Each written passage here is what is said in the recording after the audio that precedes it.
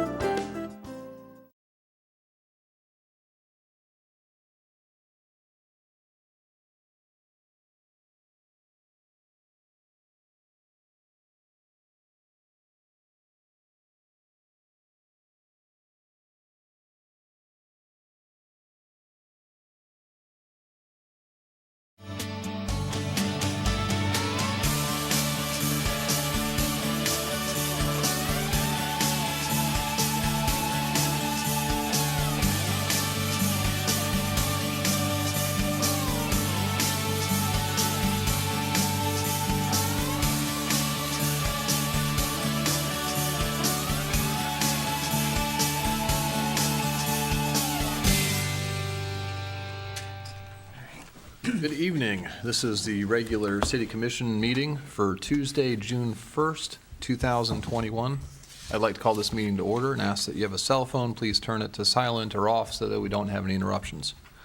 I'm going to start this evening's meeting with invocation, and then we'll remain standing for the Pledge of Allegiance.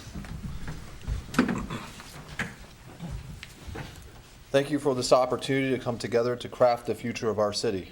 On this day and this past weekend, we have paused to honor and remember those who have made the ultimate sacrifice to preserve our American freedoms and to protect this very process. Tonight, we ask you to give us clarity so that we can effectively tackle each part of this evening's agenda. Help us have fun, yet productive discussions that will broaden our perspective. Help us find the best solutions and plans for our wonderful city. Help us to resolve any disputes gracefully, be creative problem solvers, and have a great team spirit. Please bless all of those here in attendance and all of us that call Largo home. Amen. Amen. Amen. I pledge allegiance to the flag of the United States of America and to the republic for which it stands, one nation, under God, indivisible, with liberty and justice for all.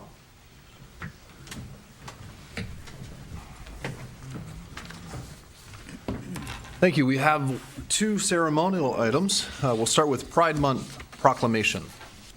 Whereas much of the City of Largo's successes and strengths can be attributed to the diversity of individuals and perspectives that are represented within the city's population of over 84,000 residents, and whereas the month of June is designated in many communities across the United States as Pride Month, to both acknowledge the history of prejudice and discrimination toward lesbian, gay, bisexual, transgender, and non-binary individuals, and as an opportunity to celebrate the advancements of the human rights movement and the LGBTQ+ rights movement, and whereas the term pride signifies promoting the increased visibility, self-affirmation, and dignity of this population, and emphasizes pride in contrast to shame and social stigma that continue to be felt by many in our society, particularly youth, and whereas LGBTQ+ Americans have made important and lasting contributions in all aspects of society, from science to the arts, in addition to promoting equal rights for all, regardless of sexual orientation or gender identity, and whereas the City of Largo prohibits discrimination in the workplace and supports a community in which all residents are treated with dignity and respect,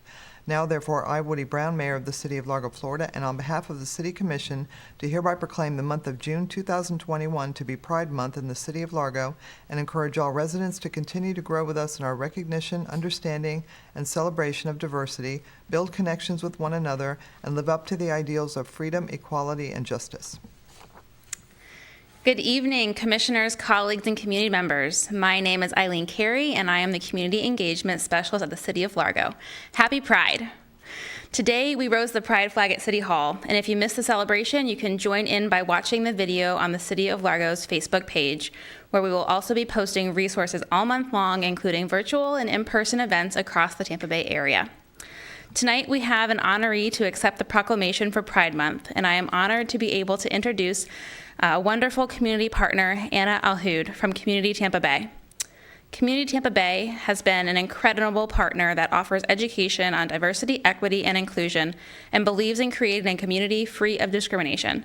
Check out communitytampabay.org to learn more about everything they offer. Anna is here with us virtually this evening to share words in recognition of Pride Month.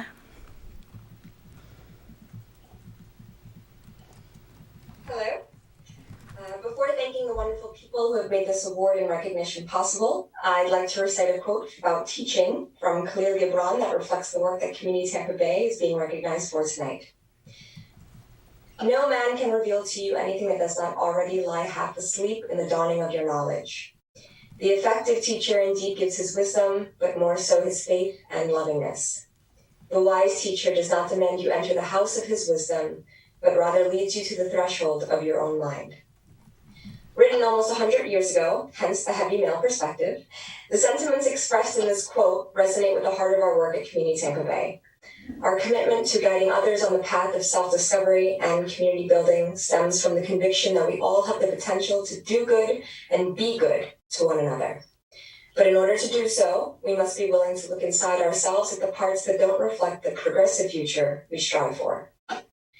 Our curricula, programming, events, and community activities are crucial to the positive impact we hope to create.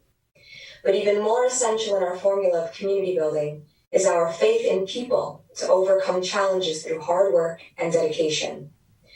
Right now, our societal challenges of division and strife are substantial, and often we find ourselves avoiding the effort it takes to find common ground between the silos we all inhabit. But as tonight's Pride Award demonstrates, this hard work pays off, and often in ways that we can't imagine. Yet this hard work can't get done without the support of partners like the City of Largo and its commitment to progress. On behalf of Community Tampa Bay, I thank the City of Largo and all of our community partners who have committed to hours of training, discussions, and transformational work that helps build bridges instead of barriers. I'd also like to specifically thank Eileen Carey and her team for their continued support of Community Tampa Bay and our work. It is humbling and gratifying all at once to know that our work is able to advance thanks to the forward-looking perspective of the allies in our community. We are always stronger together, and this award represents the strong bonds that form when we unite in the name of true change. At this time, Community Tampa Bay is reinvigorating how we approach the hard work we do so that our impact can go even further. In addition to our ongoing Anytown Summer Program, Pathways for Understanding panel series, and successful professional education services, we are continuing to build the tools that can help us better connect as communities. We would not be able to do any of this impactful work without the continued support of all of you here and our wider network of change makers. We at Community Tampa Bay thank you for this honor and will continue to commit to the work that led to it in the first place. Remember, we are not alone in fixing our future, but instead united in its creation. Thank you again for this honor.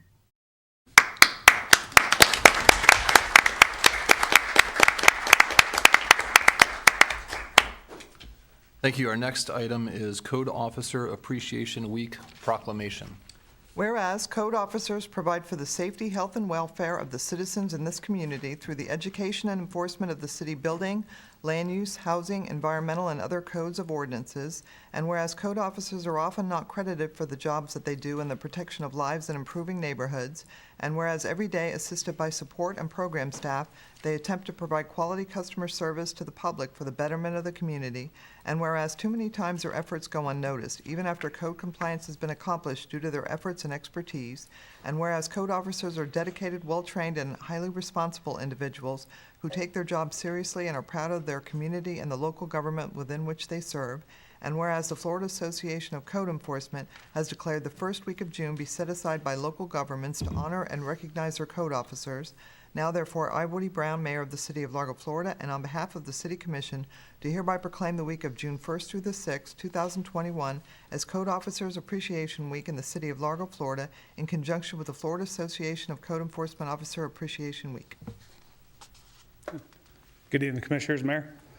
I just want to take just a moment and first thank the Commission for giving us this recognition in the proclamation. We have 5 code officers that handle 85,000 residents, 4,400 businesses, environmental services, engineering violations, building violations. Our code officers are very busy. It's with hurricane season coming and all of the outdoor storage that we're going to try to address to make our residents safe, the grass that's starting to grow with the rainy season, it's going to be a very busy summer for our team. Not to mention, I've got some of my staff here. We receive and take in almost 8,000 phone calls a year in the community standards. That's handled by 2 staff, and then that's disseminated through the team. So our team is very busy. We appreciate you letting us do our job. We care about what we do. We love our residents. We love our city, and we just are thankful you letting us do what we do. Thank you. Mayor, Shane. And this is Officer Shane Rank, our newest code officer, and one of our support staff, Mary Gooch, who's been with us a very long time.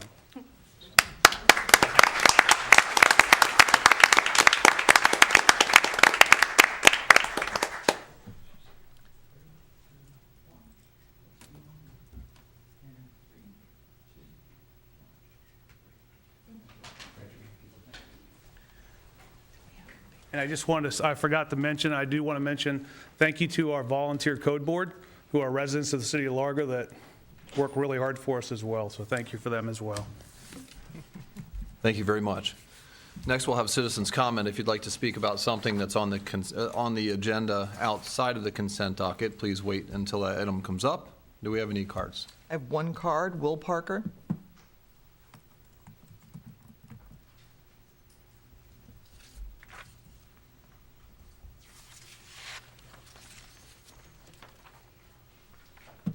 Good evening, Commissioners and Mayor.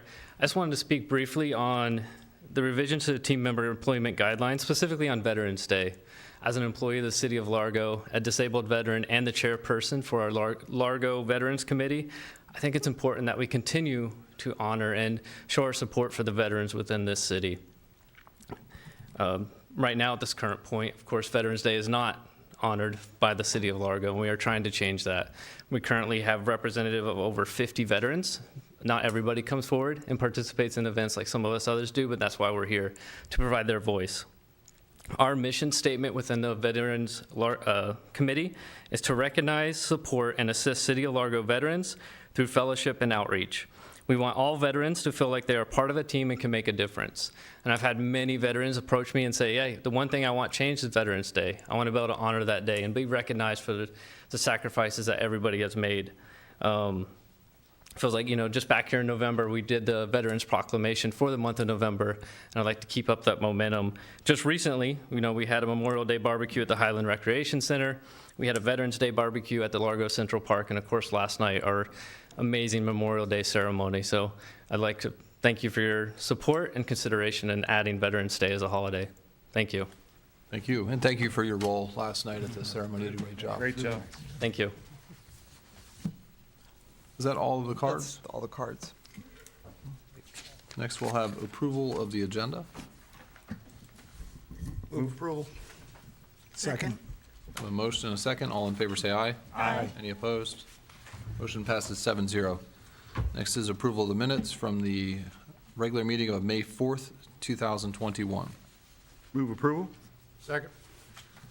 All in favor say aye. Aye. Any opposed? Motion passes 7-0. Next is approval of the minutes from the regular meeting of May 18th, 2021. Move approval. Second. All in favor say aye. Aye. Any opposed? Motion passes 7-0. Could I hear the consent docket, please? Item 6, appointment of Neil C. McMullen as a member of the Finance Advisory Board. Item 7, award of scope and fee to CES Consultants Incorporated for design of the Starkey Road Basin Best Management Practices Project, RFQ number 19-Q-666, in the amount of $268,345. Item 8, approval of the subrecipient agreement with the High Point Community Pride Incorporated in the amount of $80,000 from Community Development Block Grant (CDBG) funds. Item 9, approval of downtown property lease agreements. Item 10, approval of amendment number 7 to the Bentley Select Program Agreement in the amount of $36,493. Item 11, award of contract number 21-B-719 CDBG sidewalk improvements to Gator Grading and Paving LLC for sidewalk construction in the amount of $524,733.70. You've heard the consent docket. I'll entertain a motion. I move to approve the consent docket without commission discussion and including staff background provided in the commission packets. Second. All in favor, say aye. Aye. Any opposed? Motion passes 7-0. I would like to, I don't think Mr. McMullen is in the audience, but I would like to thank him for volunteering to serve on our Finance Advisory Board. Thank you. Next up is item number 12.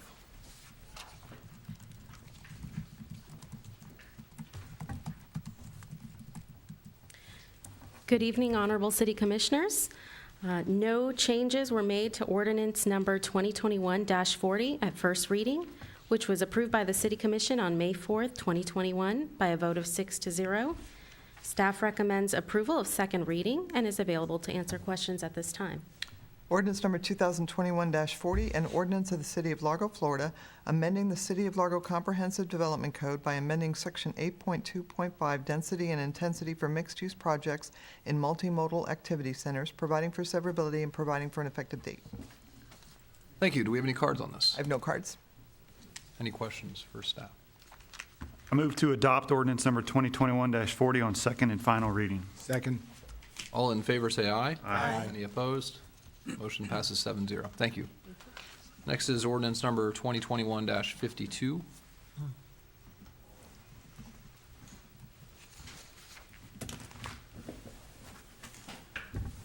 Good evening. There are no changes from the first reading. First reading was approved on May 4th, 2021 by a vote of 6-0, as recommended by staff to approve. I'm here to answer questions.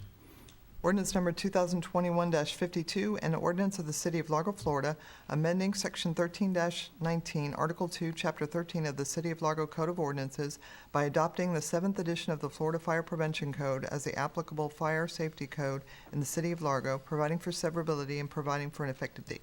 Thank you. Do we have any public comment? I have no public comment. Any questions? I move to adopt ordinance number 2021-52 on second and final reading. Second. I have a motion and a second. All in favor, say aye. Aye. Any opposed? Motion passes 7-0. Thank you. Next is item number 14.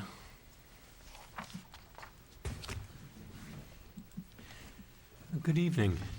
This is an amendment to a professional services agreement that was approved last year by the City Commission. It is for planning services for the finding of necessity for the expansion of the Clearwater-Largo Road Community Redevelopment District. And at last December, it was transmitted to the county for their review, and the county staff, after a policy review, the finding of necessity was transmitted, not the professional agreement, but county staff, after a policy review, recommended that the city staff produce additional data that focuses on the existing district that we have, the existing Clearwater-Largo Road Community Redevelopment District. And the intent of this additional data is to strengthen the argument that the existing district still can be considered as a community redevelopment district. The data will also be used to support the request to expand the district, and as well will help to justify the approval of tax increment financing, or a TIF, district for the Clearwater-Largo Road Community Redevelopment District. City staffs agreed to do this work. Accordingly, we've provided you with an amended professional services agreement for our consultant to work with us on it, and the contract would be for $9,500. Thank you. Do we have any public comment on this? No public comment. Any questions? I move to approve the proposed amendment to number 1 to the contract for professional planning services for the finding of necessity for the Clearwater Largo Road Community Redevelopment District in the amount of $9,500. Second?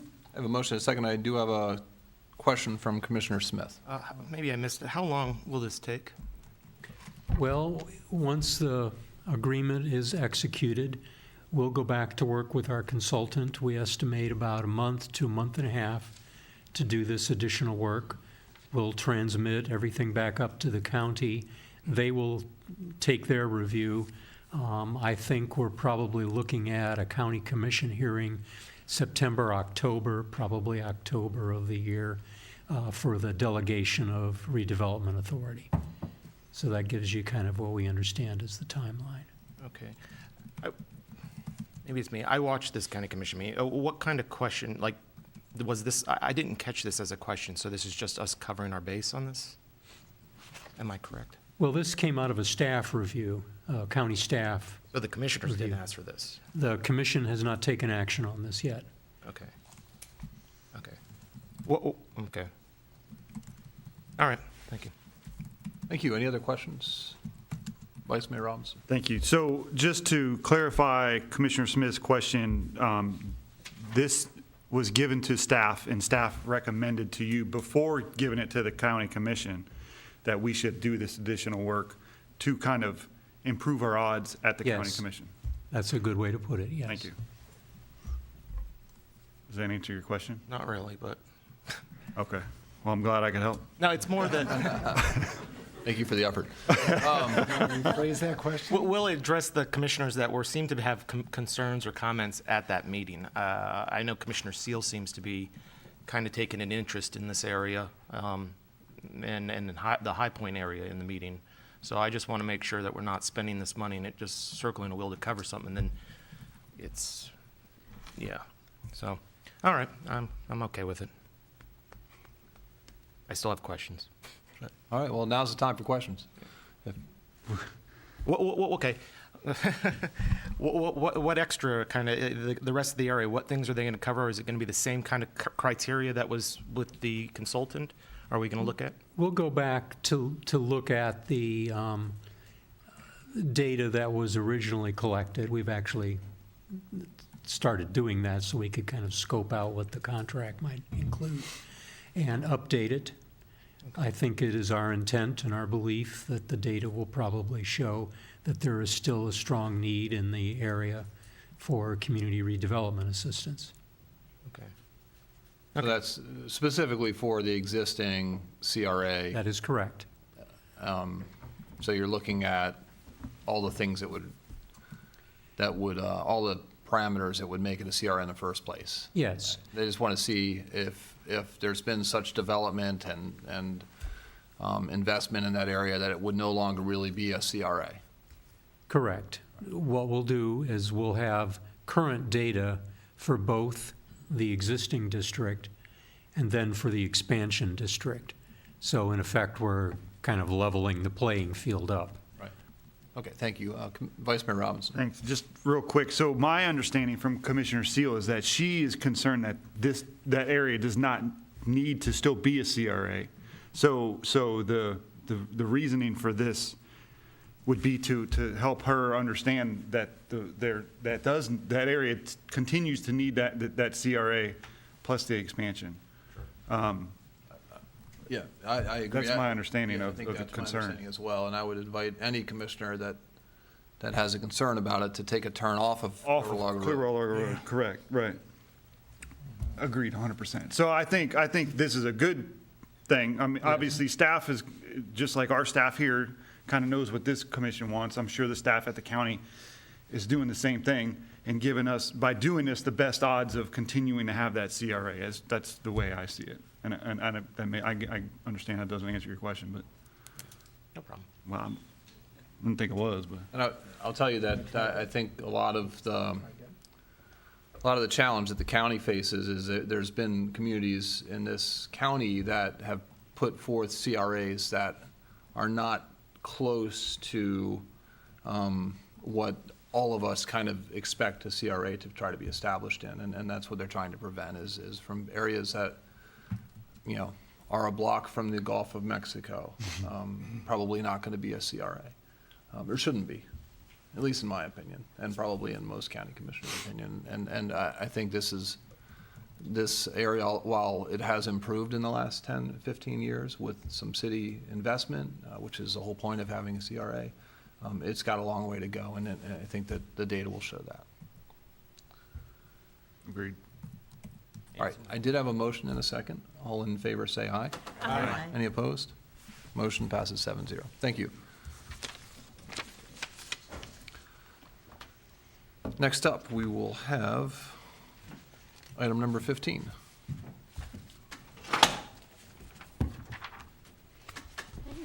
Good evening, Mayor and Commissioners. I do have a presentation that I'm going to pull up on the screen. This is for the presentation of terms and conditions for development agreement DA 2101 between Genesis Communications of Tampa Bay, Inc. and the City of Largo, Florida for the property located at 800 8th Avenue Southeast. Next slide, please. The property that is requesting this development agreement is 15.5 acres approximately, and it does have frontage on 8th Avenue Southeast and Donegan Road. I do have some aerials that I'll show you as well as some street views. The site is currently designated as industrial limited.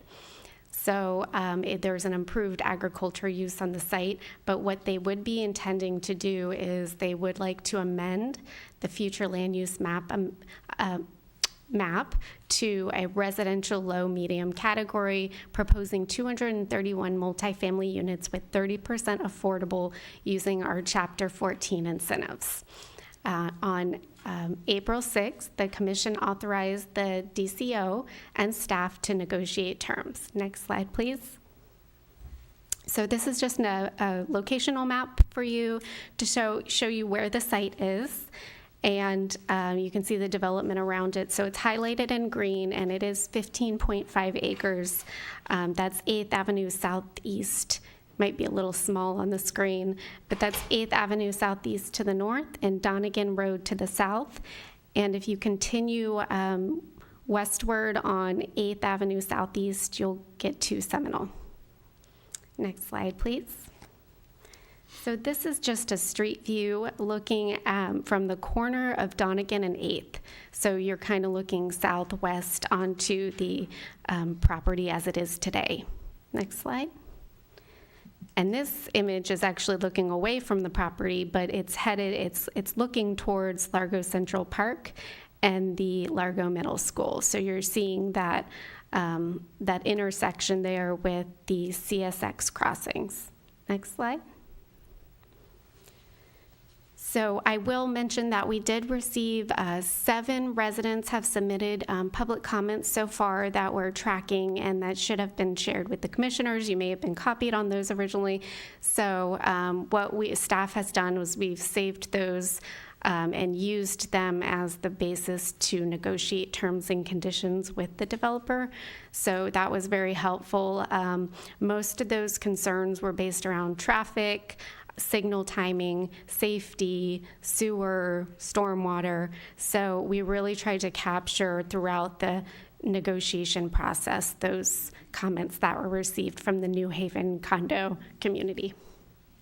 So with the proposed terms and conditions, we are requiring the multifamily development for 30% affordable units, the building height not to exceed 4 stories. Building elevations would be required to ensure sufficient architectural elements, an open space plan for the portion of the site on the northeast corner that is not being developed. A traffic study would be required, improvements to 8th Avenue Southeast and Donegan as determined by city staff and working with Pinellas County on those needs. That would be determined after the traffic study. And then also a 10-foot wide multi-use path along both frontages, right-of-way dedications, and they would need to meet the stormwater and sewer requirements for the city in Swiftmud. Next slide. So this is the Exhibit A that was attached. This is one of their two concepts that they provided, and staff feel this would be the most appropriate for the transition into the other neighborhood, which is single-family homes. So you can see here that they are proposing 5 4-story buildings. Again, it's 231 units. And they would be required to go through the full-scale site plan review process, neighborhood information meeting, and obtain a development order. Next slide. So the next steps in this process, if the proposed terms and conditions for the development agreement are acceptable for the City Commission, staff would move forward on formalizing a development agreement with help from the city attorney. And then what would happen is this would go to Planning Board for a public hearing on September 2nd, and it would be concurrent with the request to change the future land use to residential low medium. And then again, it would come back to a City Commission for another public hearing on September 21st, 2021. So staff is available for questions. Thank you. Do we have any public comment? I have no public comment. I do have 3 emails that I got today. They were forwarded to the City Commission. Did everybody get them? Mm-hmm. Okay. I just got one just now. Commissioner Carroll. Now is not really the time to pick this apart, but I know in the first time we talked about this, I mentioned to you the road conditions and traffic volume down there. It's for me, aside from the emails you've already received, I've had several conversations at Ace Hardware and Publix about this project. It is a concern of mine. It is a big concern of mine. The proximity to Largo Middle School, the amount of traffic with buses and so forth at the beginning of the school day and at dismissal is also a big concern. About Public Works being in such close proximity with the truck traffic there. The addition of a traffic light at the end of Lake Avenue at Elmerton Road is a relatively new thing, and I'm glad it's there, but I'm still not convinced that roadway, it would take a lot of work to convince me that roadway will handle this kind of volume. And I have had, I'm a big fan of development orders and controlled development of the properties, but that's a tough spot down in there. It's a low-lying area that is prone to all kinds of overflows. It's adjacent to a railroad track. And the traffic volume on 8th Avenue and even on Central Park Drive is going to be a lot for me to support the project. But we've already kind of talked about that. I just want to say that publicly. Thank you. Commissioner Vice Mayor Robinson. Thank you. So I think I have to agree with Commissioner Carroll. So the traffic, especially at that intersection of Lake or Central Park Drive and 8th Avenue, during school times is pretty hard to manage and navigate. So having this extra 231 units would do nothing but increase that issue. But I also agree with some of the other statements he made. So, controlled development is a good thing. I'm a huge fan of affordable housing. It's definitely something we need to continue to grow in the city of Largo. A couple other questions I have are we mentioned the improvements on 8th and Donningen, but there's I think in the development agreement or the development order, we have a 10-foot wide sidewalk, let's say, along the property that's there. So my concern is where that ends. There's no other sidewalk. And assuming that there is going to be people moving in there with kids, I would, especially if it's going to be some affordable housing, that are going to be going to Largo Middle School and going to be going to other schools in the area. Would there be any other plans I'm assuming with improvements to 8th and Donningen, I would hope that we could continue some sidewalk through there. I'm not sure how that works, because I know some of that's county road and Sure. it's a mix through there. Yeah, no, I can speak to that a little bit. So I've had discussions with engineering and Pinellas County, and we're all kind of working together on this process. The 10-foot multi-use path is a huge bonus because they would only technically be required to put in a 5-foot sidewalk around the perimeter of the site. So through this negotiation process, we're asking them to put in a 10-foot wide asphalt multi-use path, which is a lot safer for the children riding their bikes to the school. And through conversations with the engineering division, it sounds like they are going to be prioritizing a connection over this, a walkway over the CSX trails. I don't know the exact terminology. I think it's called like a tub, but they're going to basically even out and extend that farther than they typically had planned in that area to accommodate this this multi-use path. So it would, there's definitely ability to make it a little bit safer to cross those CSX lines. Okay, thank you. And then looking at the layout of the property, it looks like there's a large section on the eastern side, a little, I guess, little triangle there. Is there nothing going to be developed on that? No, nothing planned to be developed on that? Right, that's correct. My understanding, and we actually have the applicant here that can speak a little bit more to that, but my understanding is they are planning to do nothing other than an open space plan, possible amenities, clearing of the invasives and that kind of thing on that area because the ground is not stable enough for development. I believe they would have to bring in fill or something, but they can speak to that a little bit more, but there is no development that would be on that northeastern triangle of that site. Western. Northwestern, thank you. What'd I say, east? Like, Yeah, because sorry. Eastern. I wrote down west right here. Well, I would say if the property does get developed, I'm sure CSX would be happy because there's no more cows to get on their railroad tracks. So not that that's, I mean, our concern. So I had a question about just that. So is the density for this whole, you said it's 15 acres? Yes. The allowable density under residential low medium, is it being used up for the whole 15 acres on this? Yes, it is. So Okay, they would get so they won't be able to, in the future, they won't be able to come back and say, you know what, we're going to put some piers down or whatever we got to do to build some more residences on this.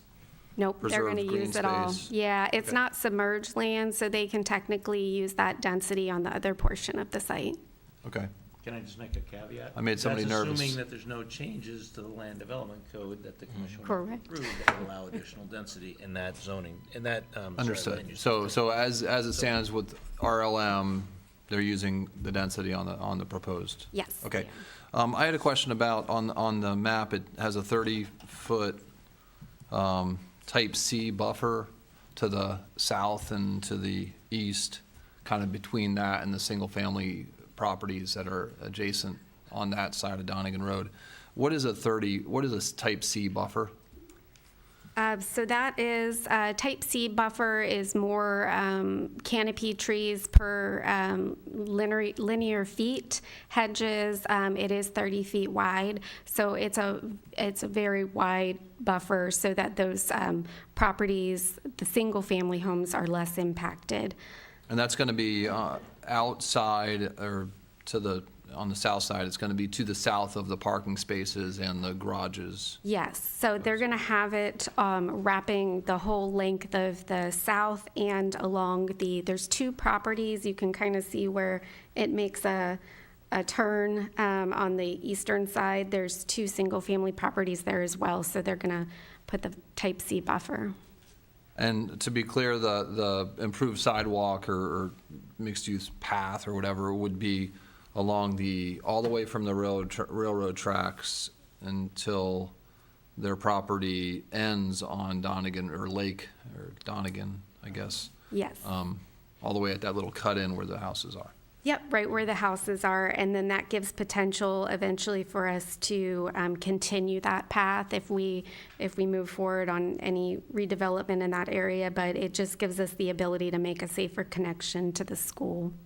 So as we move forward, if we do on the development agreement, it would require a land use change. And that land use change would, if that happens, it would stay with the land, am I right? Would it revert if it wasn't, if the development agreement wasn't, if they didn't go through with this plan? We could, I'll let Alan speak to that. We could, yeah. No, go ahead. We have put language in other development agreements where the property owner would recognize that the city commission could revert the land use designation back to the original classification if the property didn't get developed within a certain period of time. It would take future commission action to actually do it. It wouldn't happen automatically, so you'd have to go through the public hearing process, but we get the owner to commit to agree to it so that we don't have any Bert Harris claims or anything of that nature. And so we could go ahead and do that. So we could make sure we could include that language that, let's just say if the property isn't developed in 2 years, that the commission could.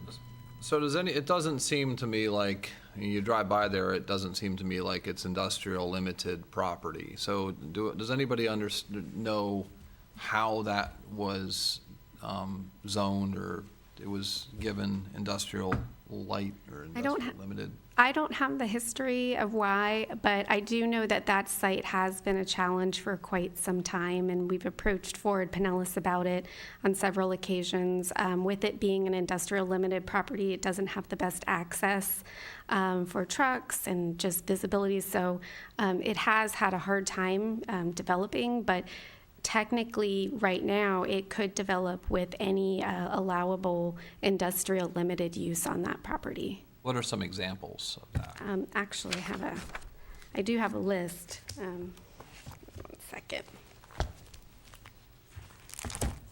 So like a contractor yard is actually an allowable use. They're sometimes a little bit cleaner uses, but let me give you some examples.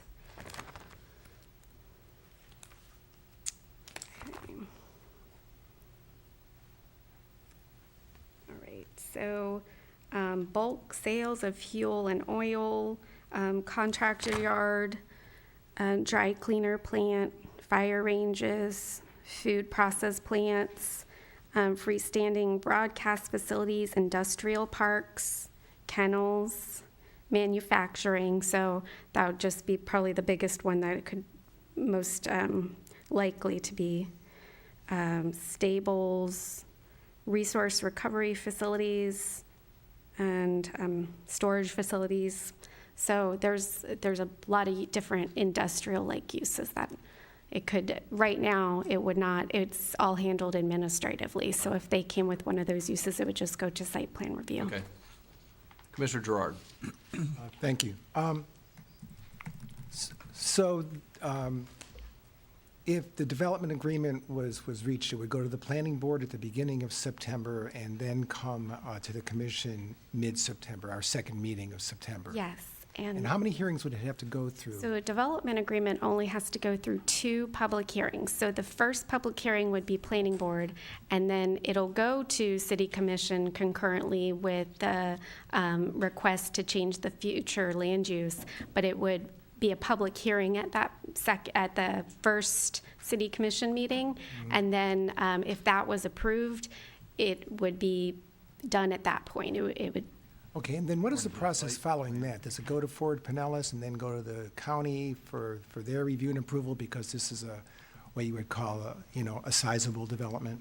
Yes, so what would happen with the future land use map amendment is that is going to go to planning board the same date, and it will be, I guess, dependent on whether or not this development agreement gets approved, and then it'll go to the same city commission first reading schedule as the development agreement, and then after that, it does go to the planner advisory committee, and then it goes to the Ford Pinellas board, and then it goes to the CPA, which is the countywide planning authority, and then it comes back for a second reading with the city. It comes back after going through that, so we're looking at several months. December, if it, yeah. And then it has to go through site plan approval. and then it would go through a site plan review. And how long would that take? And That- that's several hearings after that, too, right? Well, they're going to have a neighborhood information meeting, so that process in total, up until the DO, could be an additional 3 to 6 months, depending on.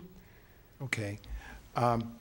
So this is fundamentally like step 2 of 20 steps. Many steps, Yeah. yes.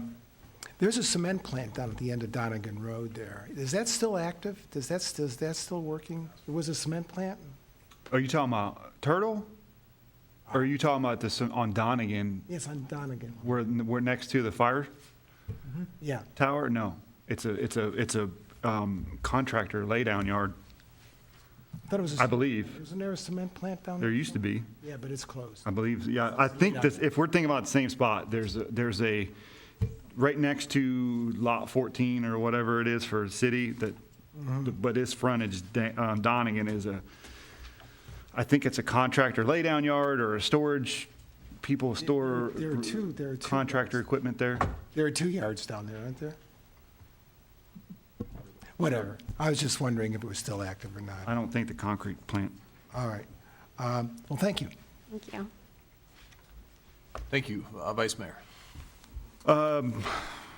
Yes, I had a question. And then we got talking about contractor stuff. Yeah, come back to me, please. Just following up on Commissioner Gerard's question, so I just wanted to remind the commission, we haven't had too many of these.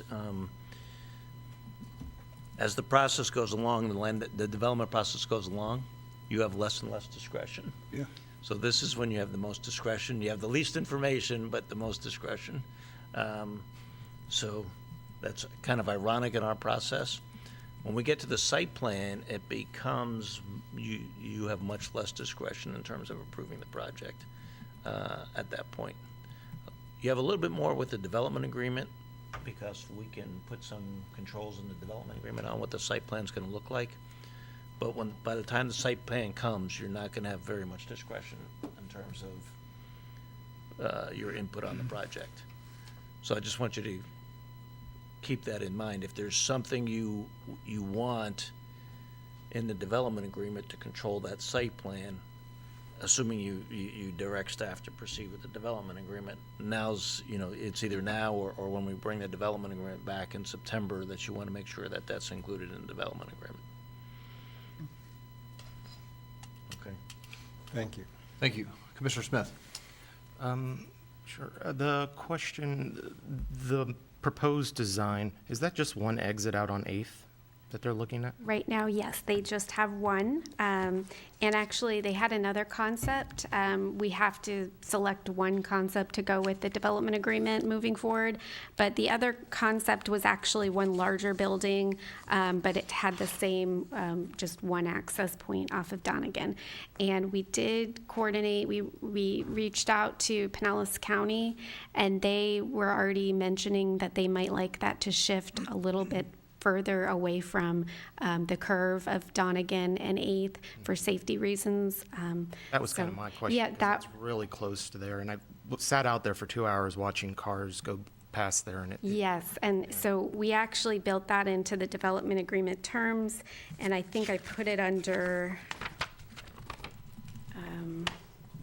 okay, it's under E, site access, circulation, and sidewalks. I did put as number 2, the primary driveway ingress and egress location will be determined by the engineering department at the time of preliminary site plan review. We have had discussions with Pinellas County because apparently there's certain segments of 8th Avenue that were dedicated or given to the city. So my understanding is now that is the city's roadway right there, so we would be making that decision. So we have mentioned that to the applicant that location might have to shift. And was it staff or the applicant that came up with the 30% for workforce housing? That is actually the requirement. So that was the developer, but he was wanting to take full advantage of our Chapter 14 incentives. So we do have a density bonus that they're going to be using on this, and that is an additional 5 units an acre. So they are putting in 30% in order to obtain that bonus. That density bonus would get them to 15 units an acre on the overall site. Okay, and we've talked about LEAP, our plan. How much was taken consideration when we talked to them, with including some of those proposals that we've talked about into this? So we haven't spoken too much about that yet. I know that we're still drafting standards, but that's something that we can definitely factor in. It might be appropriate to have that factored in at this stage rather than later, if that's something the commission wishes to pursue, because it gives us a little bit more of the ability to request it, since right now we don't have any specific requirements for this location. I would like to see that, just from my view right now. Yeah. Agreed. Agreed. I would like to, I mean, all of our development, I think, should be run through that process, I think, in my opinion. Mm-hmm. That's a great question. And then the other is, I agree with what Commissioner Carroll said with the concerns. I still have, after looking at this, I still have a lot of concerns, and I know that the neighborhood that I've been out there and talked to some of them still have a lot of reservations about this. So I look forward to us trying to share the dates with them and working hand in hand with the residents to address their concerns. So, thank you. I had a question about the future land use of the property, the residential property to the north along 7th Street Southeast. So what's the future land use of that property? And then the homes to the kind of south and east, what are the land uses there? What are the adjacent land uses that are residential? Sure. Not sure if you could pull up the projector for me. And just in case they can't, so just to the north, there is oops, there it goes, recreation open space. Oh, it's not on just yet. Sorry, let me see. Maybe I need to do something. Okay, here we go. Hopefully you can see that. So this is the property right here in gray. And So we can't see that. oh, you can't see it. We're looking at photos of the We're seeing property. a photo, one of the photos of the property go. that you. Thank you. I think this is gonna work. There we go. You see that? Okay. No. So this is the property in Gray Industrial Limited. And then just to the north, you can see that's recreation open space right there. And then this is actually a residential low land use just to the north. And this is a residential urban to the east, residential urban to the south. And that's a transportation utility in the dark blue. And then that's where the middle school is, which is institutional. So residential low medium is 10 units per acre, am I right? Yes. Okay, and residential low is what? Residential low, oh, Sorry, I'm throwing. I think numbers. that's 7.5. Okay, and residential urban is what? 5. 5, okay. Thank you, that was my question. Vice Mayor Robinson. Thank you. So to the traffic, to speak about the traffic study, you know, I think every time that we've had this process, that every time I've been here, you know, obviously the traffic study is generally a part of that process. And I've never heard of any huge impact from that traffic study. This, I think, might be a little bit different than most of the developments that I've seen, just because of the road that it's on and where it sits. But so, you know, kind of talk to me about that traffic study. Tell me what that entails. You know, what kind of information can we get from that and you know, be able to share with the community? Sure. So this is somewhat of a unique opportunity because we can use this development agreement as a tool to move forward on some immediate changes to Donegan and 8th. And what that traffic study is going to do is it's going to identify any weaknesses, needs for improvement, if there's any crosswalk needs, if there's any safety concerns, if there's going to be any stacking problems and the signal timings need to be changed. So it's going to indicate the major flaws. The good news is that staff is kind of looking at this as an opportunity to make those improvements right away. So it wasn't necessarily something on the radar, but with this development agreement, we can look to the developer to make those changes. And Chapter 150 of the Pinellas County Code allows for multimodal credits for a lot of that work. So if they were to place a crosswalk, they could potentially get a multimodal impact fee credit for that work, and it would be done with the development of this site. Additionally, the multi-use trail, multi-use path that we're looking at, that's 10 feet, that's also eligible for a credit. And then any other improvements to the roadway above and beyond what a typical development would be required to do, like just above and beyond the 5-foot sidewalk, for instance, those could be eligible credits. So it gives the developer an incentive through this process to just get it done. And then the city staff can better prioritize and make those changes a little bit quicker than planned. So, yeah, I think, if we do decide, if this commission decides to move forward with this project, that we do need to prioritize the improvements that we probably know need to be made on 8th and Donegan from the city standpoint. So I know there's nothing like, I don't believe there's anything in the CIP now regarding either of those roads, but, just the condition of the roads as is not great. And, you add the traffic that's going to come from this project, it can definitely cause some concerns. Yeah, obviously, we've all seen the list of concerns that the residents from some of the nearby condominium sent. And I think you guys did a great job of addressing those, because I didn't know that you were using those to work this development order, and was pretty fascinated that everything that they had addressed or you had addressed all their concerns. So thank you for that. And I'm sure, the community can appreciate the fact that their concerns are being addressed, and understand that we are listening to what their concerns are. So thank you for that. Thank you. Yeah, I had many of the same concerns that came in via email, and I appreciate that as well. Mm-hmm. Commissioner Carroll. Yeah, just kind of come back around to this. Alicia, I really love the idea of working out a development agreement to improve and enhance the community. I think that's the best way to go. It wasn't until I read your agenda memo here that I realized that with the current land use designation down there, and I imagine many of the residents around there don't realize what the potential development of that site could be. I don't remember the history, even though I am the historian up here. I don't remember how, aside from that radio station. I think that's the only reason. Radio 'cause it's station. listed there, an independent standing Yeah. radio station. Yeah. I mean, I might have known some kids that climbed that tower at one time, but, Probably no more than you think.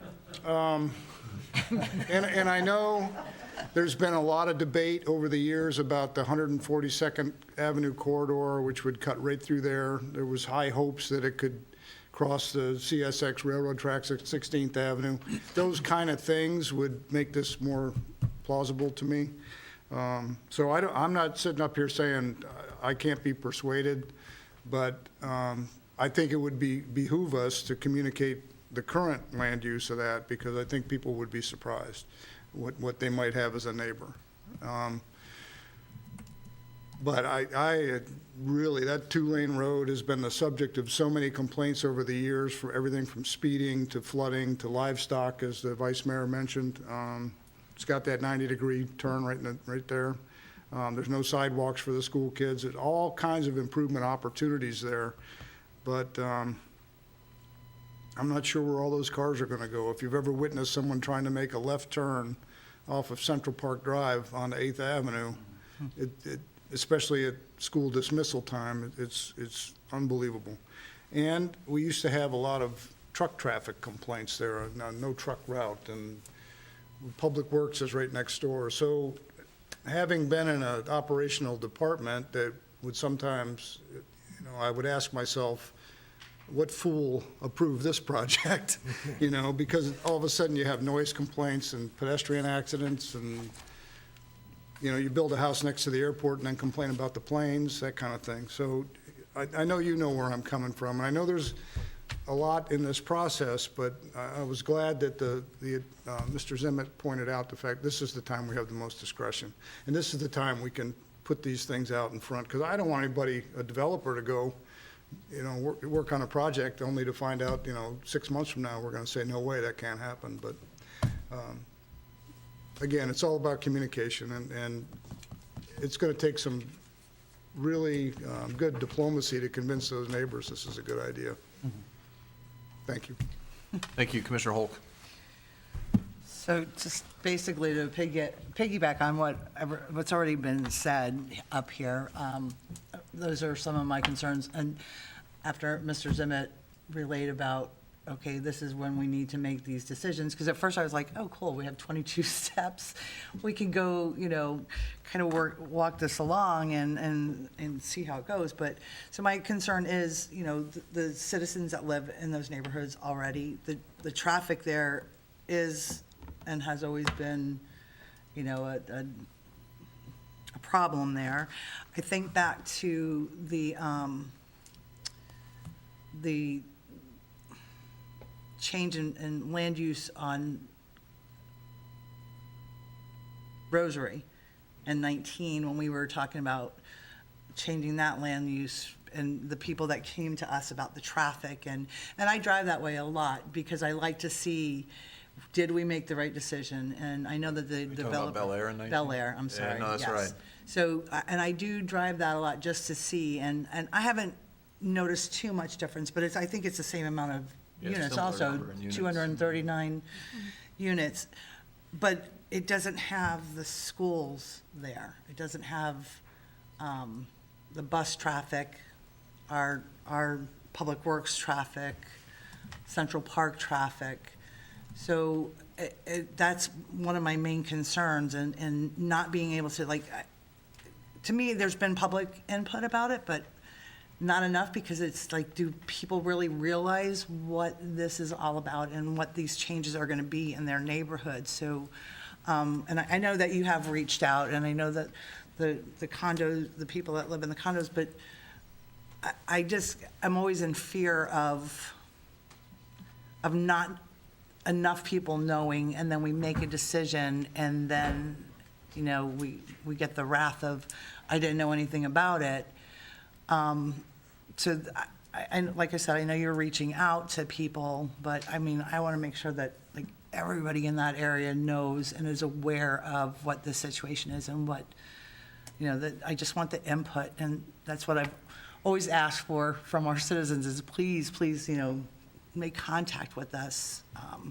Good, bad, indifferent, but we need to know where you stand before we make, this is to me, a huge decision. And it affects a lot of people in a lot of areas. So that's just kind of where I'm feeling right now. Since we only have step 2 of 22. Thank you. Go ahead. I was, I didn't mean to interrupt you. I know Commissioner Gerard wanted to speak, but just to follow up on Commissioner Hoke's comment. So the neighborhood information meeting comes after the land use is approved and after the development agreement is approved. So the good thing about the development agreement is there is those two public hearings. And Alicia, the people will be notified, right? Yes, Those two public within hearings. 500 So square feet. hopefully, and if you speak to the residents, it would be good to tell them that that's the time to come. Don't wait until the neighborhood information meeting, because at that point, the land use will be approved, the development agreement will be approved. So the best time for them to have their input is at the 2 public hearings on the development agreement. That will be held by the planning board and then you, the commission. So if you speak to the residents, that's a good message to let them know if we go forward, that's the best time for them to come forward.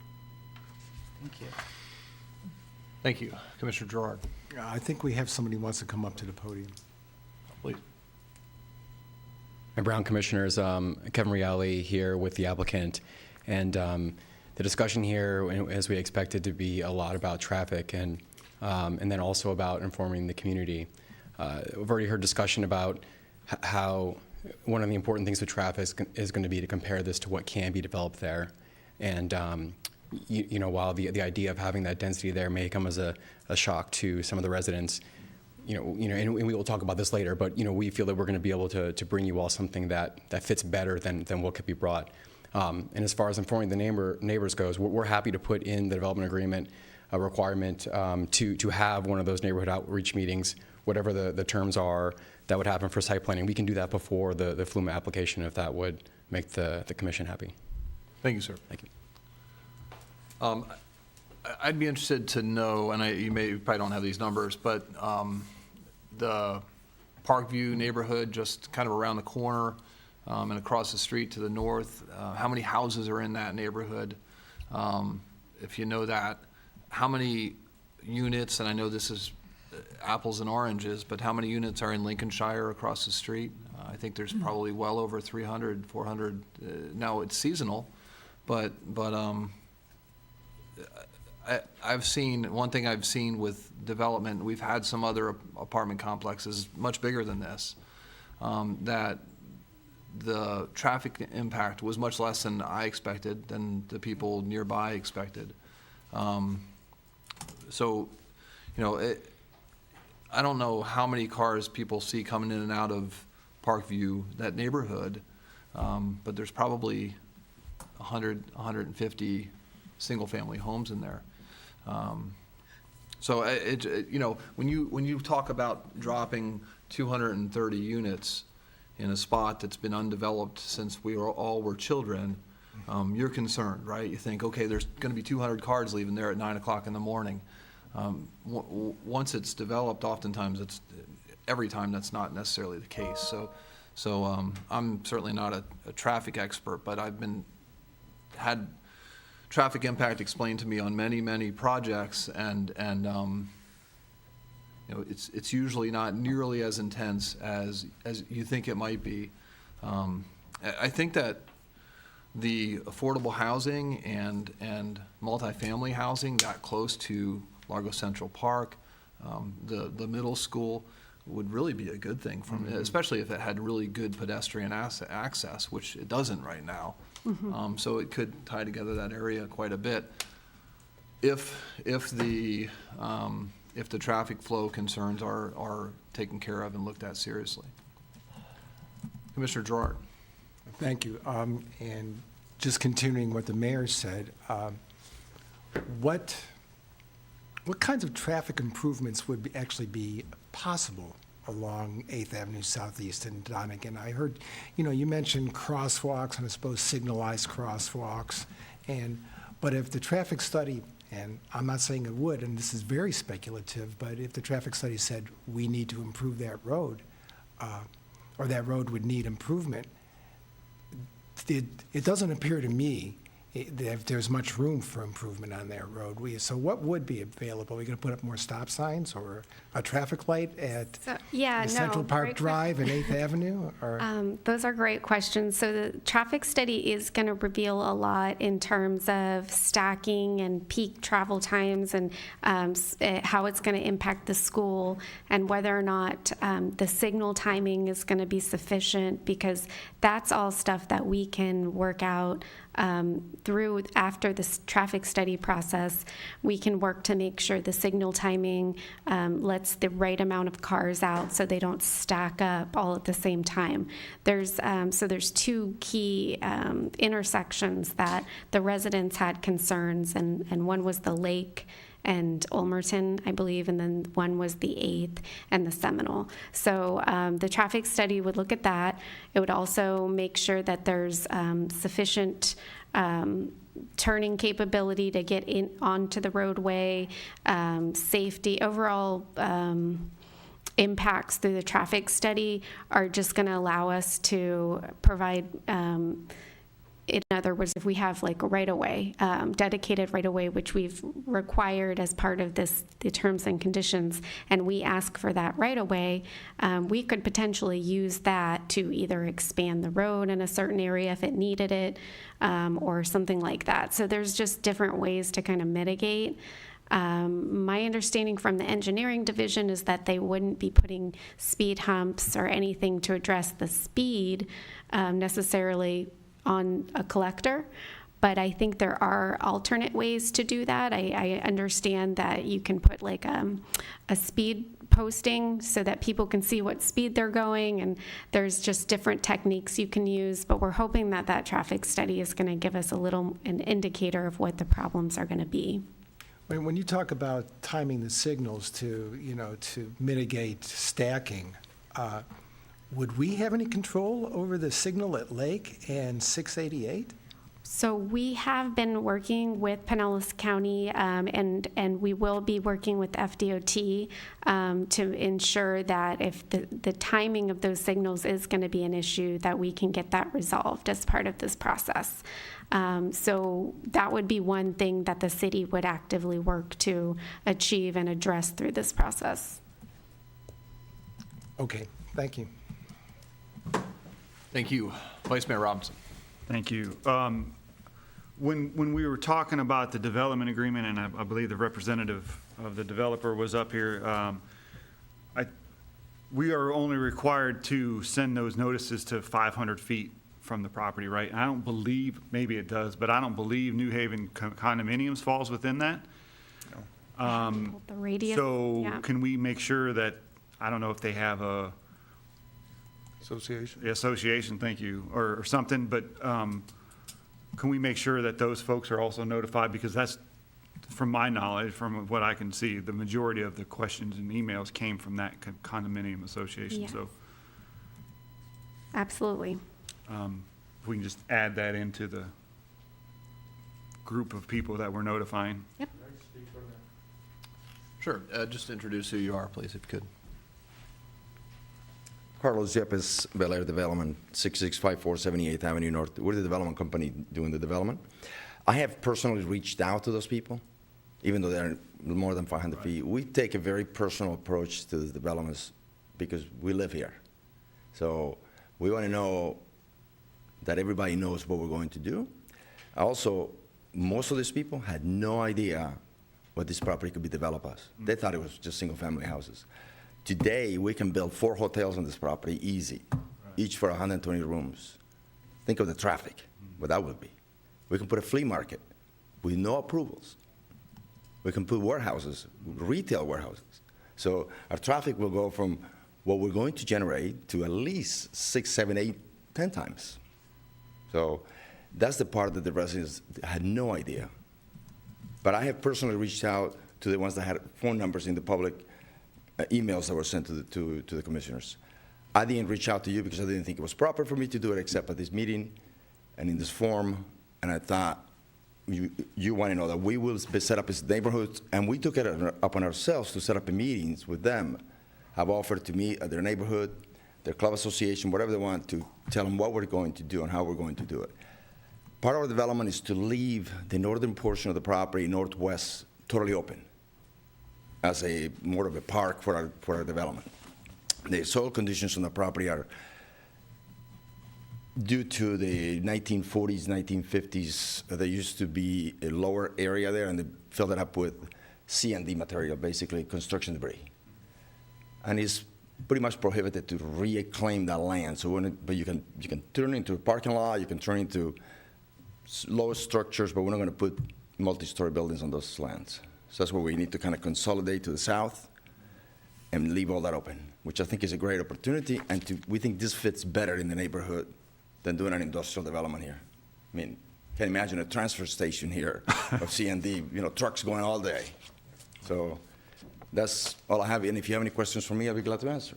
Thank you, sir. Thank you. Thank you. Commissioner Smith. I kind of like what the representative said about doing maybe inputs before or including that in this. I think that would be a good thing.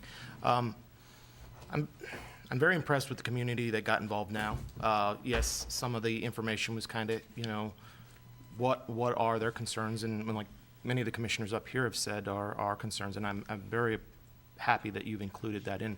I am interested in the traffic study. Curiosity, is the traffic study also, and maybe I missed it, going to include Central and East Bay? Because that's going to be a cut through a lot of people going down that way. They're going to turn right coming out and go down Central to get on East Bay and go right or left at the light. But We could request that as part of this process to make sure that it includes the wider area and to see what the major impact is going to be and not necessarily just right around this property. I'd like to see that. Okay. The other kind, there's a neighborhood to the north, and I believe there's a cut-through road that goes from Donegan up and then takes it out onto Central.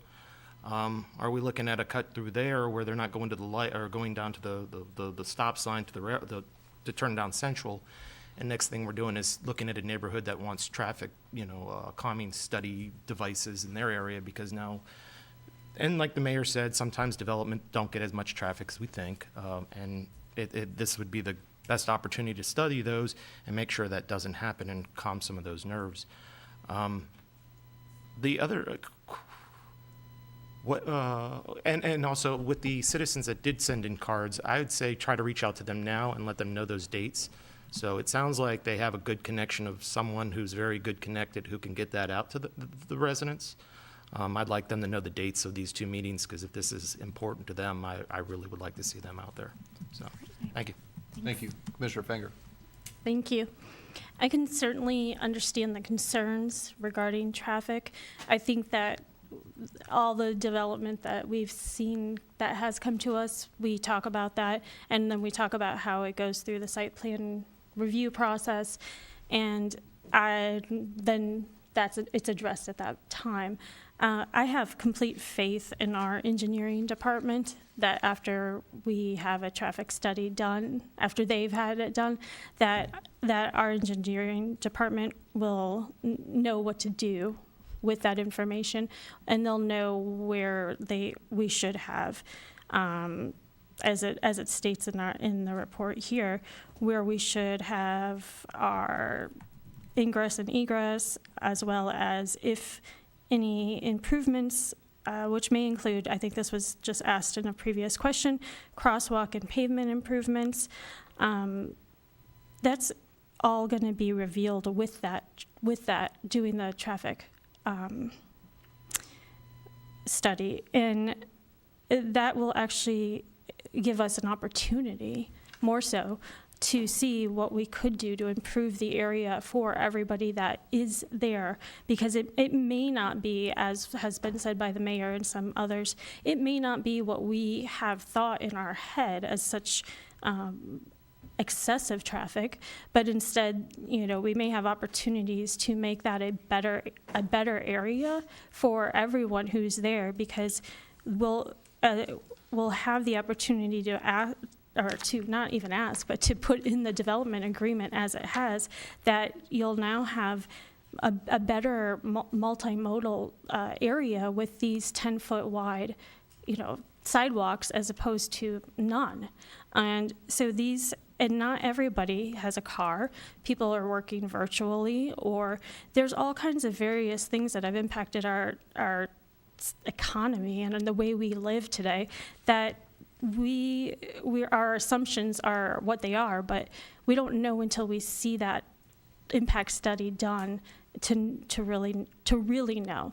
And so I certainly understand the anxiety and of what could be out there, but I would be more concerned about what has been presented to us this evening, how the property stands today, that a developer would come in and not notify any of the residents of the industrial uses that could be put there, and nobody would know until that property was already developed and up and running. And these things that we're talking about that are a betterment for that area wouldn't be required. So the examples that Alicia gave us, which were like storage facilities and car, or what was a fuel? Manufacturing. Manufacturing. If a manufacturing plant opened up across from where you lived to next week, I think you'd be really, really upset with us. But the fact is that they don't have to, they could, because it's just, that's the way that it is today. And I've been in that situation as a homeowner, just livid with the fact that I was, across the street from a very industrial type property, and thought it was insane. So I understand that. That would be more concerning to me, because it's allowed today. At least in this opportunity, we're notifying everybody is part of that process to know what it could be, what the traffic could be, and how we could make it better for everybody, as opposed to something that would be, like I was saying, could walk in the door to Alicia and be built and could be environmentally unfriendly to you and in your area, and not provide these extra amenities with open space, better sidewalks, better buffers, all of this other stuff. That may not be required if as an example, a manufacturing company decided to walk in and put their application in with Alicia today. They may not have the opportunity to go to make it a better area, as much as the developer is willing to do in this situation, and as we're going to be asking them to do, and especially as we're also going to be, we were talking about earlier, sustainability and having them enhance those features. So I like I said, I certainly understand the anxiety. However, I would be a lot more concerned about if we left it alone and we weren't working towards some progress in the area. We could be facing a lot more. I'd be a lot more upset for the community, and I would just be upset myself living there and seeing that happen in the neighborhood, because it would not be compatible to your area. And the traffic could be crazy, and it would not be traffic that you would like. It would probably be a lot of ugly truck traffic or something. So I'm interested to see this traffic impact study, and I think we go through this, like I said, in almost every type of development that we talk about, and I do really have faith in our departments that they will also give us the right direction over what to do when that is done. And that same goes for our stormwater and everything else that we usually talk about as issues. But I think we have the right hands in our departments, and especially thank you for continuing to give us the community giving us your input, because it does matter, and we are very concerned with how you feel about that. Just that I think that's just my perspective of where we are in the process, that this has some benefit and not a complete negative as it's kind of come across. So Thank you. thank you. Any other questions? I move to approve the proposed terms and conditions and authorize the city attorney to formalize a development agreement, DA 21-01, between Genesis Communications of Tampa Bay, Inc., and the city of Largo into a recordable document. Second. I have a motion and a second. Commissioner Smith? I do have a question. Does the developer have any other questions for us off everything we've talked about?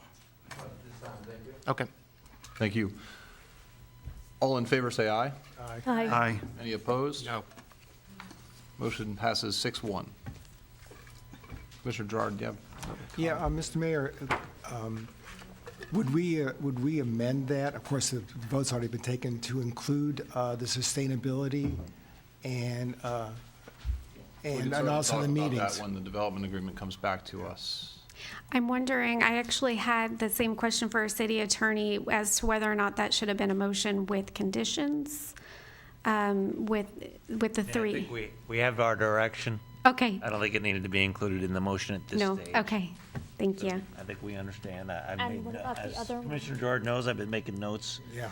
on the comments that have been made, The so one that we'll, Woody asked about though earlier. I'm sorry? There was also another condition that I think the mayor asked about. The Yes, time. I have that one about the property reverting, no objection to the property reverting to industrial limited if it doesn't develop within a certain period of time. I mean, I don't know if that's in the best interest of the community, to tell you the truth, but But we could include it, and then the commission can always decide not to revert the property, but you have the option, and there won't be an objection to it with that. Yes, I've tried to make notes of all those additional Great, okay. comments that the commission asked to be included, and we'll include them in the development agreement, and we don't need to include it as part of the. Okay, and I took notes too, so we'll meet. Thank you. thank you very much. Thank you. Next up is resolution number 2293.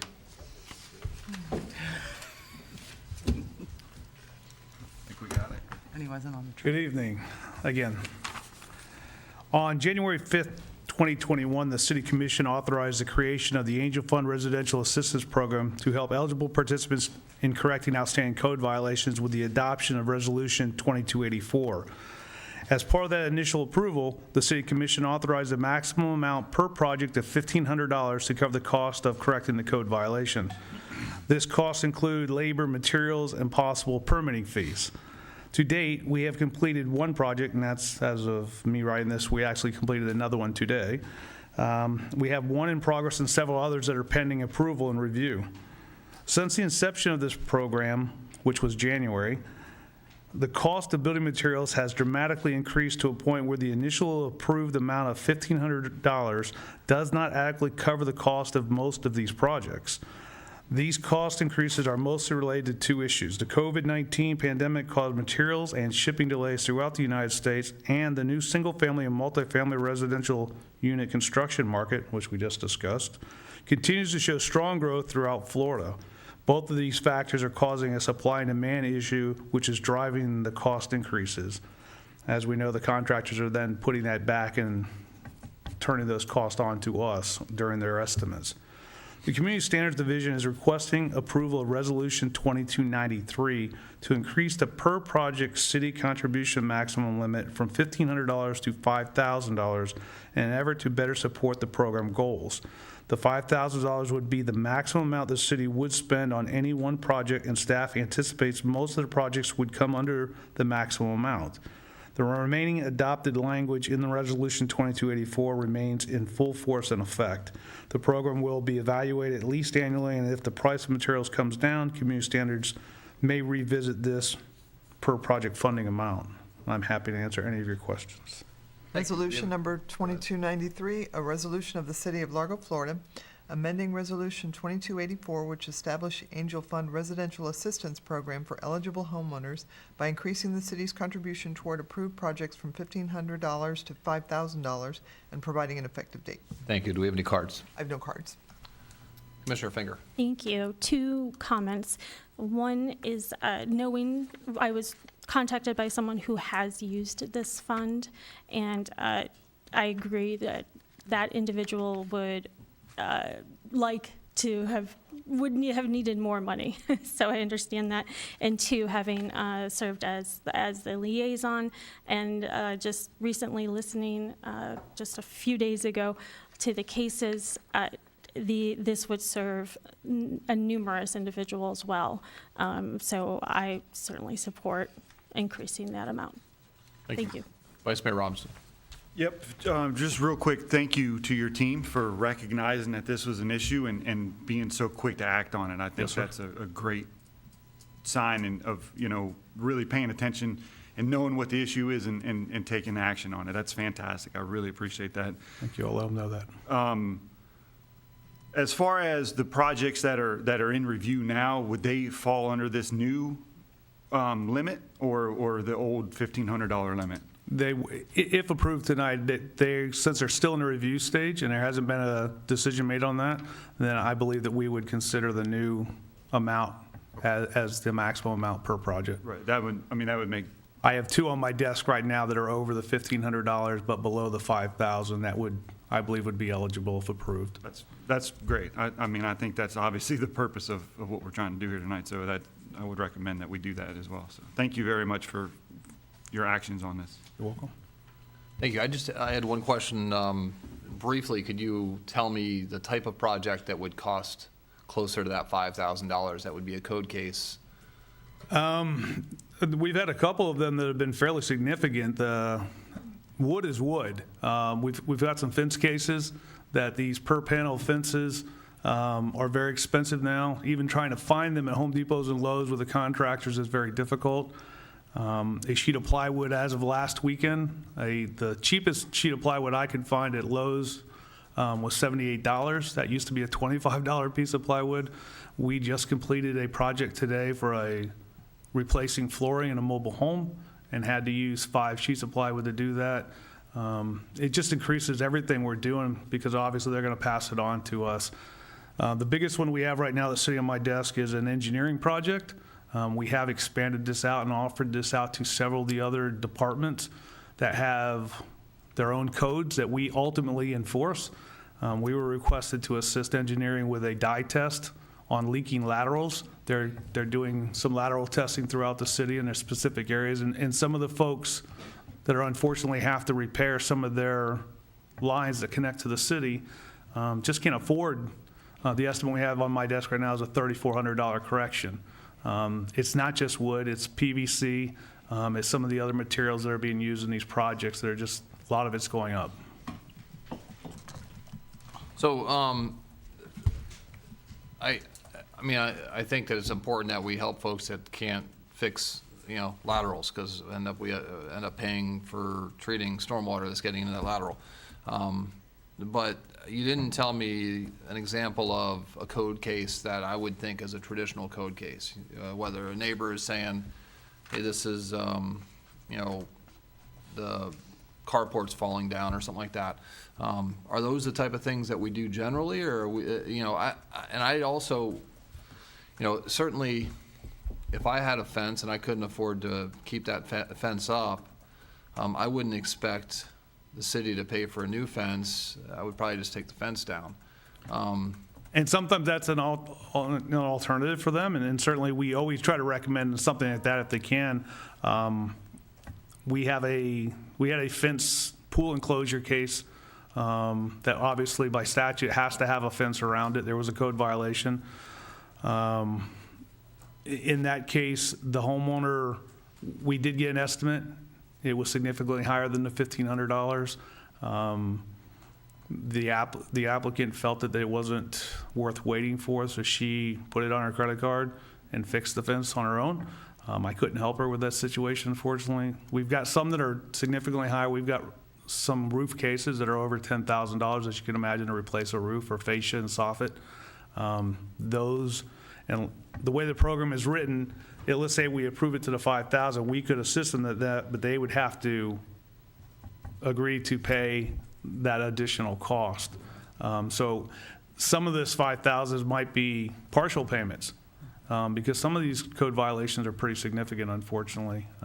There's a lot of little ones out there. We don't expect, most of these cases aren't going to be $5,000 cases. Most of these cases are going to be that $1,500 to $2,000 case. How do we confirm that the person needs the assistance or the homeowner needs the assistance? Currently, right now, we are requiring them to supply bank accounts, pay stubs, something that shows what their annual income is. We're then using the state of Florida's DOE poverty level, and we're using that ×2 as a ratio to determine. That's our line right now that we're trying to use. Thank you. Sir. And just to clarify, I'm assuming, particularly in the larger cases, you're also referring people to our housing program to see if they're eligible for some assistance through that? We almost always refer them to housing first, again, especially the ones with the roofs. And I don't know if I know Arrow's here today. It's tough. With the market value of the properties going up above the very quickly above $150,000, which a lot of times is the limit. Anything of value more than that, a lot of times housing can't help. So we have houses that are in very bad shape, but on the property appraiser, they're listed at $190,000, $200,000. And that sometimes puts housing out of it. The one we did today was a mobile home, and a very old mobile home that housing unfortunately can't help us with. So this is that was one of the big reasons why we created the Angel, is because we have so many mobile homes. We have 53 communities in our city. Well, I think it's 14,000 mobile homes, and we have a lot that need help. So a lot of times that's where the Angel Fund is going to go. You're going to see that in a lot of these mobile home communities. Mr. Carroll. Yeah, Tracy, you pretty well addressed everything, but I guess what we're saying up here is that we don't, at least for me, I don't have any problem giving you more latitude to get these things fixed, and always coming back to the original intent of the program. It's not a grant for somebody that can fix it on their own, or they're going to fix something and sell their house. That's not what it's for. That's correct. So you've got the safeguards in place, and I'm happy for that. I just don't want to get us in a position where every bid from every contractor comes in at $4,800. I understand. And plywood's not always going to be $75 a sheet, I don't think. So it'll ebb and flow a little bit, and I know you've got. It will, and certainly the city has an opportunity, because these are our vendors. We require them to fill out a vendor package. They're literally working for us. So there is some negotiation that we can do, and I've got some really good code officers that contact these vendors and ask them if that's really the best price they can do, and we need some help, because a lot of the folks that are our vendors are wanting to help their community as well. So they understand if they can reduce their cost a couple $100 here, a couple $100 there, that's a couple $100 we can use for another case. So we certainly are trying to sell that to the vendors so they understand that, you know, the less they charge us today, the more we might be able to give them a second job, but help a second resident at the same time. Thank you. Commissioner Finger. Just to follow up, I believe we're speaking of the same situation regarding the having to use the credit card and continue in order to do the repairs, because $1,500 wasn't enough. But also in just in the recent meeting, there were individuals who had shared with Tracy that they were having some hardships, be it financial and health, whose gutters and such were in really, really bad shape, or other important areas of their home that they were attempting to complete themselves or find family members that would come to help them or something. And it had been, I saw that, you know, Tracy and his staff were willing to give extra time to do so, but given, as we were just talking about, being in the midst of hurricane season and floods, that those areas are extremely important to get fixed sooner than later. So I think that with just even, it may not be $5,000. And like the situation I'm thinking of seeing some of those pictures, that those individuals could use $1,000 or such to have someone come out and be able to fix their gutters and make sure everything is properly working so that they're ready for storm season. So it doesn't end up costing $5,000. They don't have to come back to code and say, actually, I need $5,000 now because they all fell off and, my whatever flooded. So I understand the concerns, but yet like you said, that I think the controls are there, and certainly the cases were very obvious that hardship is out there. So I appreciate that. Thank you. Thank you. Any other questions? I'll entertain a motion.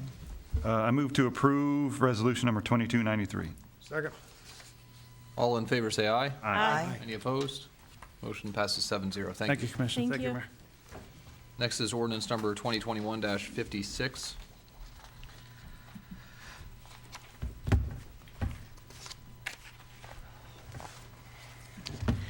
Good evening.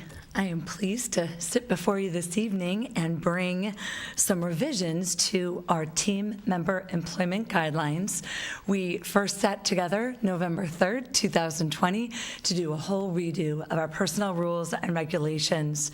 And since then, we've had the Workday project that has been an really significant operating system implementation that has been extremely successful here at the city. city, but there have been some things we've needed to adjust in our rules and regulations, or now called our team member employment guidelines. So this evening, we're bringing some of those changes to you. Additionally, there were some Scrivener's errors. We are not perfect. I'm sorry I'm saying that on live TV. But there were a few things that we caught after we had done the team member employment guidelines that we wanted to fix. So some of those main things we wanted to put in these revisions were the fact that we wanted to reflect our new pay and class system, which had a professional designation, supervisory, senior management, and executive management. We wanted to clarify how we were giving our annual raises if approved by the City Commission. They were all citywide done at one point in the year. Additionally, we wanted to make sure that our recruitment process was reflective of one that was accurate in Workday, because we had previously used a different operating system and software, NeoGov. So those are really the major changes that we had in these team member employment guidelines, and I'm here to answer any questions you might have. Ordinance number 2021-56, an ordinance of the City of Largo, Florida, revising the City of Largo team member employment guidelines, repealing all ordinances in conflict herewith, and providing an effective date. Thank you. Do we have any public comment? I have no public comment. Any questions? I get it. I'll move to approve ordinance number 2021-56 on first reading and schedule a second reading on July 6, 2021. Second. My only question would be, Mr. Parker was here earlier asking about Oh, my goodness. Veterans Day. Yes. And May so I'd love to speak. how has that discussion been? Thank you so much, Mayor, for bringing that to my attention. Yes, Veterans Day, I have it here in my notes. Veterans Day is something that we look to include in these revisions. Something very significant is that HPO committee that looked at employee benefits benefited from the submission that the Veterans Committee did to that micro business or high performing organization committee, which made that recommendation to us as an executive leadership team. And we look to include that in these team member employment guidelines in this revision this evening. Thank you so much for reminding me of that important inclusion, and Mr. Parker was the head of that group, so I'm really appreciative of him coming this evening.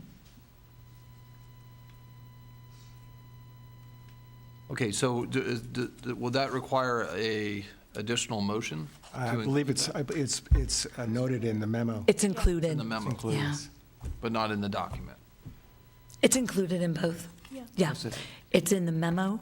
Additionally, that revision is included in the team member employment guidelines as well. Okay, very good. Yep. Well, then Go ahead. I was going to say, I move to approve ordinance. We already have a motion, so all Sorry, in then I favor? was going to do it again. All in favor, say aye. Aye. Any opposed?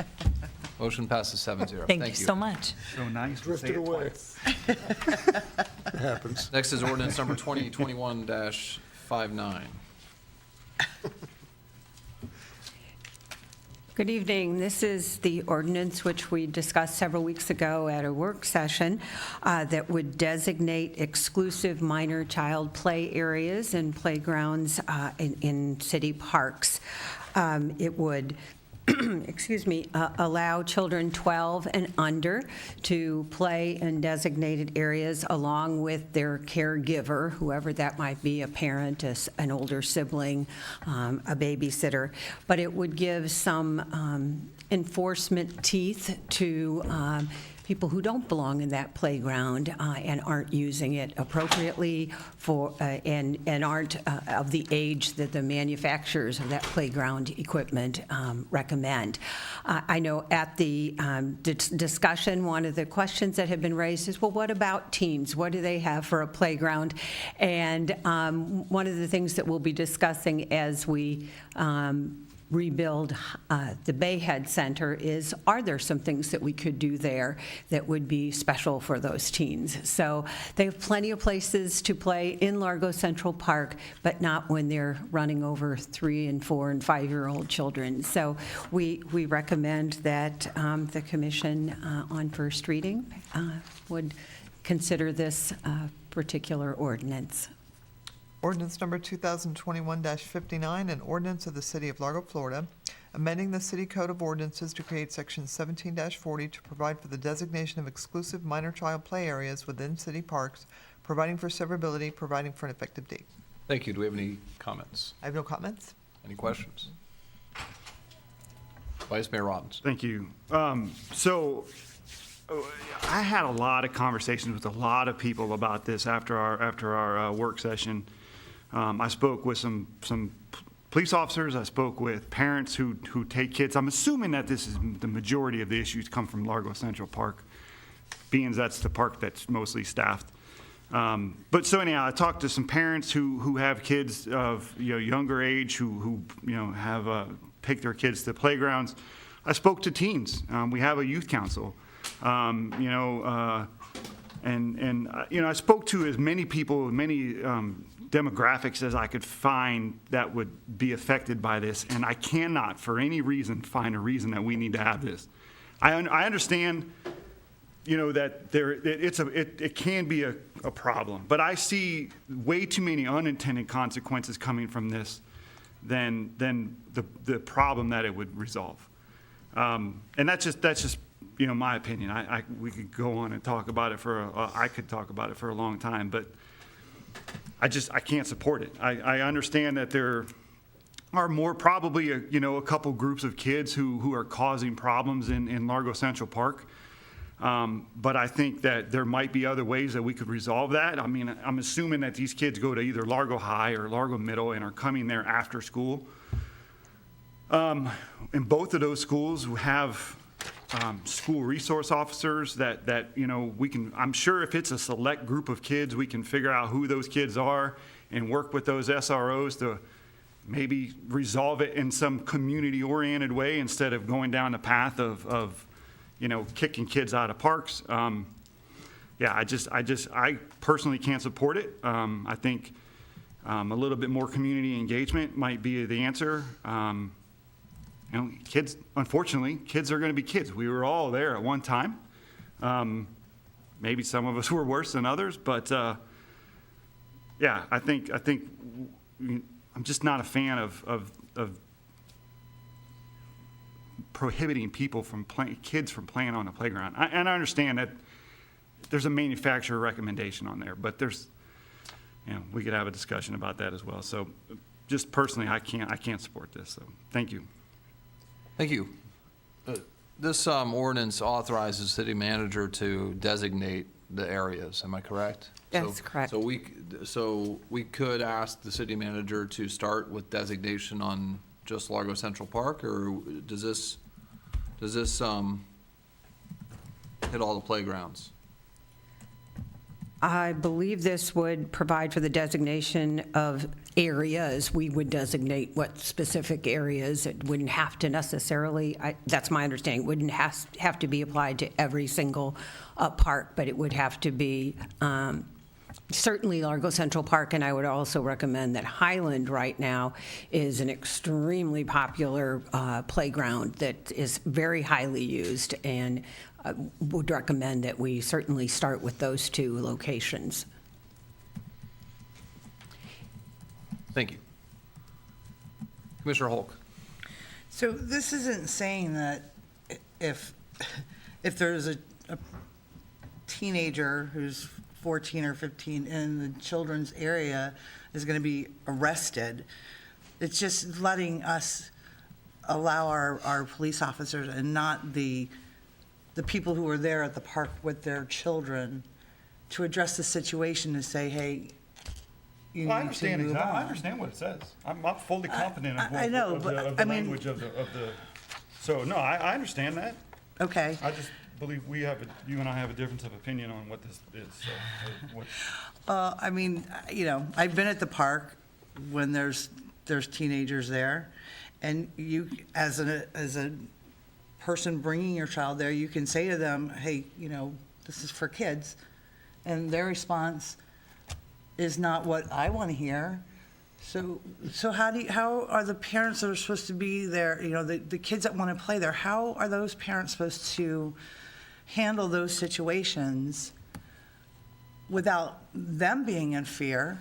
And so then the police end up being called, and they have to be able to have some kind of something backing them besides just saying, hey, move it along. There's got to be, at some point, after, maybe not the first time or even the second time or even the third time, but after the third time, it's like, okay, how many times do you have to ask a 14 or 15-year-old to go play somewhere else without these children that are totally innocent of anything, and they can't feel comfortable playing in an area that is designed for them. I don't have a problem having an ordinance that supports those children and their parents that are trying to protect their children, or maybe not, protect isn't always the right word, but I just feel like that these families should be able to feel comfortable to go there, play, and not have to worry about any kind of confrontation. So the answer to that is to just call the police on every single issue that happens. No. And because that's one of the unintended consequences that I'm concerned with, is that you're going to have folks who, for whatever reason, don't like teenage kids. So their first response is they're going to see this sign that says you can't be here. So immediately they're going to call the police. Now, whether or not the police end up responding or whatever that is, it still adds to the call volume of an already overworked police force. Look, I don't believe that, this is going to turn around and just, completely overwhelm our police department. I know that's not going to be the case. But at the same time, you know just as well as I do that there will be unintended consequences of people who, for whatever reason, don't like a particular person being in that playground, whether they're 13 or whether they're 16 or 18. And I'm not talking about a predator type situation. There's already laws in place for that. But I'm talking about kids who just, hey, maybe, you know what, I want to go sit on the swing and read my book after school. You cannot tell me that there is no way in no situation that kid could, because there's a sign that says that kid can't be there, somebody will call the cops on that person. Now, I have kids that, and I've taken them to Largo Central Park for the last 20 years. And I understand that there are situations where some kids who are punks or whatever you want to say are just not respectful, they can be aggressive and they can be frustrating to deal with that situation. I understand that. But I'm not saying that there shouldn't be or there is not any way for our police department to be able to control that. My concern is all the other situations that happen because we put this thing this ordinance into place. So what about the repercussions from not having something like that in place, and these kids just being able to do and say whatever they want? So, Hey, there's that 50-50 thing. I get that. I get that, First Amendment, but we're talking about little kids. And I get it that there are parents that overreact. I've seen it. I get, and then there's kids that overreact. So what's the solution for it? I mean, if you've got a designated area, you've got a designated area. Those children deserve to feel safe and to be able to play and not have to worry or be afraid of somebody bigger than them being on a swing that they want to swing on. Right. So I would say this, Commissioner Holt, you and I are the opposite, and I absolutely respect your opinion on this. I think that you and I we could talk about this in circles for the rest of the evening. So I again, absolutely respect your opinion. I just have a difference of opinion on it, and I don't believe that either one of us are I going to know, change. no, we're not, So- no, but what, okay, so what is the solution? I mean, it's basically a yes or no thing. It's either we have an ordinance or we don't have an ordinance. We either, in my eyes, protect the little kids that just want to play, or we let teenagers do whatever they want. That's how I see it. So what's the answer? Mr. Mayor, can I ask a question relating to their questions a little bit?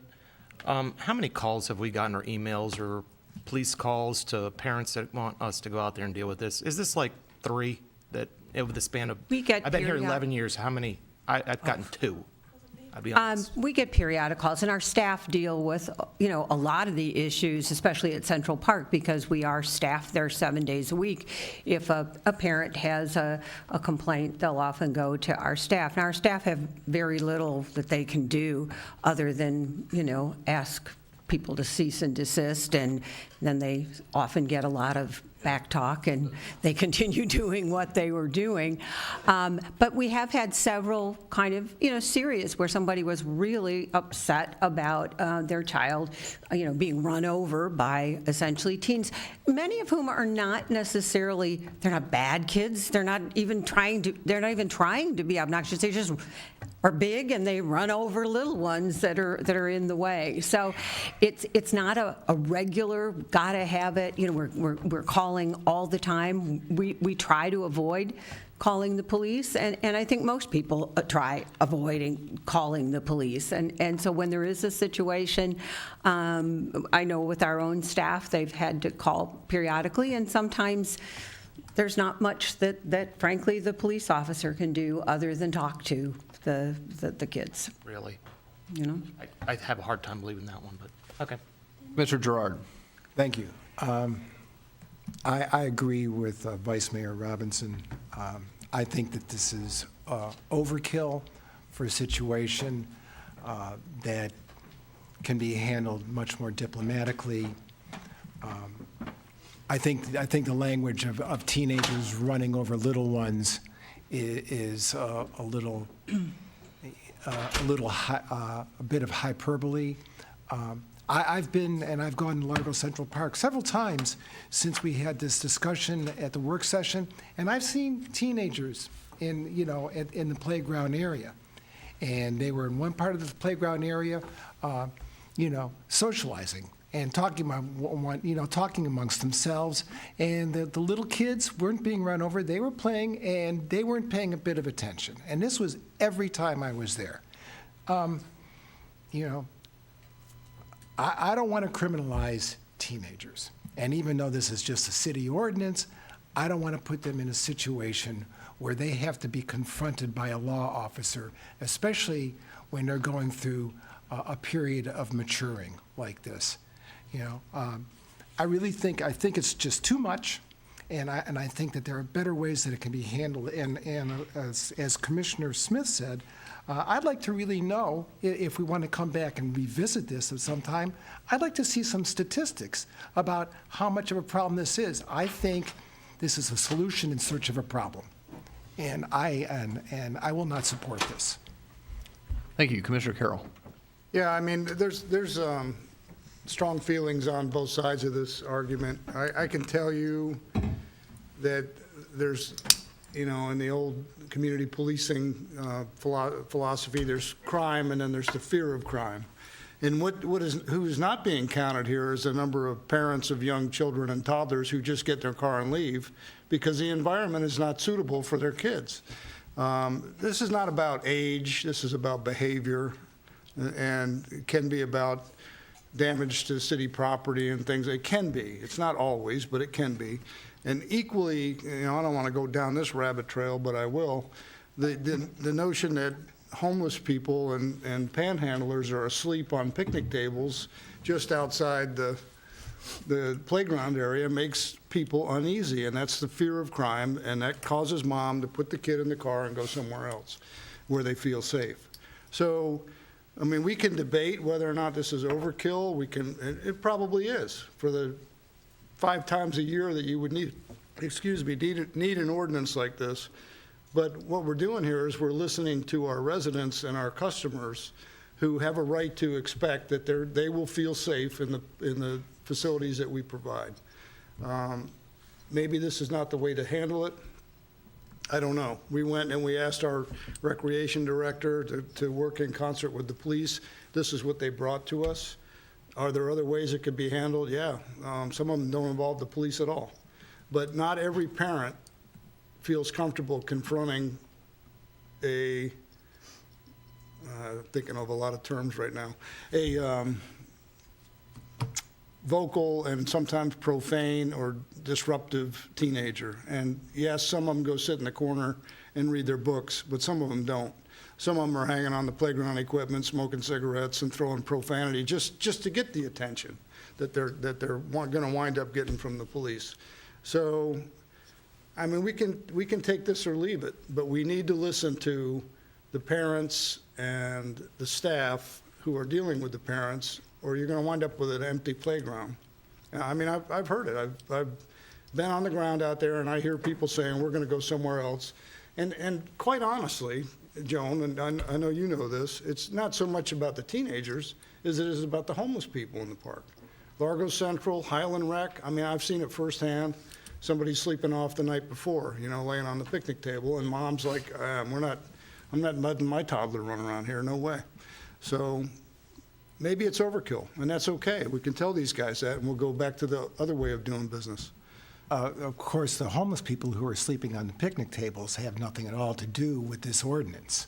That's why I said I don't want to go down this rabbit trail. Right. But I'm giving you the feedback from the parents that I talk to at these facilities, where when they don't feel safe, it's human or animal instinct. When you know something doesn't feel right, then you're going to go somewhere else. Right. So take it or leave it. Thank you. Commissioner Finger. Thank you. And maybe grandparents too, Commissioner Carroll. I was just going to ask, the mayor had received emails from parents that were saying, I think just to Commissioner Smith's question, that were requesting, what are we doing about this because they were having issues? When I talked to Joan about this issue, I asked, how many complaints did she have? So we talked a little bit about that. I had 2 in a row, 2 different people, both of which were parents of young children, that said, I don't feel safe or comfortable with my kids at this playground because there's other kids that are being obnoxious and using inappropriate language. And these people that contacted me didn't talk to the teenagers, but other people did. And I don't think the police came in at any point, but the teenagers basically just said, I'm not leaving here. I'm gonna stay. And so then the kids left the playground, and the kids aren't using that equipment because there's the teenagers there. Mm-hmm. And in talking to the police department, they don't have it. I mean, they can go there and say, we'd prefer you to leave the playground because this is a playground that's designed for 4-year-olds or 8-year-olds or whatever it is.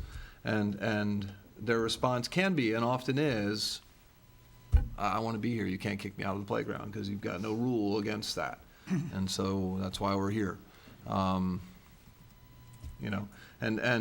the vast majority, if staff goes up and says, hey, this is a playground that's designed for 12-year-olds and under, you're clearly over 12, they're like, all right, they leave. The vast majority of them leave, especially if the police show up, which is not that often.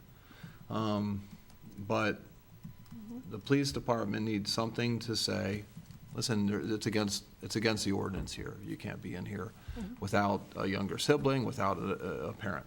Sure.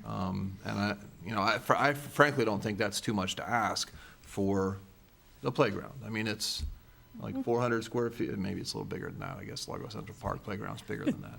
But it's a small portion of the park. It's the portion of the park that's designed for kids that are 12 and under. And so giving whoever a little bit of authority to preserve that for our parents and grandparents of kids that are 12 and under you know, if it causes issues, then we can address this ordinance in the future, I would think, but, or, you know, or find another solution. But that's how it's come to me in the last year is, you know, a lot of people during COVID, were in the park because they can't do anything else, especially as COVID started loosening up a little bit. And it probably goes the same for teenagers and kids, you know, so. Thank you. You're welcome. Commissioner Gerard. I just want to say that before we vote on this ordinance, that we should consider that there are alternatives, and that perhaps we should get more specific information than, and I understand one or two parents, or the parents, you know, one or two instances, and maybe even a half a dozen instances, but is it over the period of a year? Is it over a period of 2 years? You know, so what, you know, what are we passing this ordinance to correct? And I don't know. I've heard from Joan, and I believe Joan, but I haven't heard anything that specifically tells me that we have a situation that we need to pass this ordinance for. So what I would ask is perhaps, you know, we take a look at it later after there's some more information. I don't think it's a situation, and I'm not going to support it. Can I make a comment? Please. Sure. I mean, the police department's been used a bunch of times here, so I figure I might as well say something. So when we were asked to support the ordinance, the police department has no problem, either way, with or without the ordinance. Obviously, we're going to respond to whatever the incident that's going on. And like the mayor mentioned earlier, the only thing that this really gives us, because we spoke with Parks, we spoke with Joan about how we would respond, and this would not elevate or change the way we respond. And we're not going to be going, you know, every time there's a 15-year-old in the park, we're not going to be going there. We didn't want the police department to be that image to the public. So we still wanted to make sure that park staff was responding to the initial complaints until it got elevated to where the police would respond otherwise. So now that when we do respond with the ordinance, what that does allow us to do is we have some teeth, because kids have a right to assemble, they have a right to free speech. If they want to throw, you know, F-bombs out and do whatever they do, they can do that. This just gives us the ability to physically trespass them, or, you know, we have no desire to make any arrests, but that could eventually be in there. So, and we don't have that many calls. It's not that many calls, and usually when the police are called, it's because it's the worst of the worst that's out there. Thank you. I've got a quick question for the Please, go ahead. Deputy Chief. When I think, you know, a lot of the people I spoke to seem to believe that there's, you know, certain groups of kids that are out there at the playgrounds or whatever that are causing these problems. So, you know, from the conversations I've had anyhow. So that's kind of why my thought process went back to, you know, there's a way that we can address these. Obviously, I would think that if these kids are creating an issue at these parks, they're probably creating an issue somewhere else. So they probably have been in contact with the police department in some fashion in the past. So, you know, that kind of goes back to why I suggested, you know, maybe we could start having some more contact with SROs or some sort of community engagement to see if we can maybe deter them from the issues that they're having or whatever's causing them, you know, to do what they're doing at the park. You know, instead of going down the path of, you know, trespassing or hopefully, you know, that doesn't happen, or arresting. I think, you know, John mentioned community policing, and I know we don't really, that's not how, well, I don't want to say that's not how we do things anymore. It's not, you know, I guess a focus right now, but, you know, I would like to see if that's a path we can work on. I don't know if this is going to pass or not, but even if it doesn't, maybe, you know, start looking down that path to see if there's any way we can alleviate some of these issues before they become a problem. I'm sure we could. If it's the same group of kids every time, and you identify that, and the officers can take other measures to kind of reduce the times that they're out there, or just kind of curb their behavior, absolutely. Yeah, right. Thank you for that. I appreciate that. And that's regardless of whatever happens here this evening. Yeah, I think that would, you know, I would imagine and again, in the conversations I've had, it seems to be a common theme around the kids who are, that I hear that there might be issues, that there are some issues with. It's a similar group of kids, so. Commissioner Carroll. Yeah, just really a question for the city attorney. We kicked this around. You've looked at the ordinance. We talked about the First Amendment and, right to assemble, right to expression, all that stuff. Is there anything unconstitutional about placing an age limit on a city facility like this? No, there's nothing on the code. Thank you. Please keep your answer brief.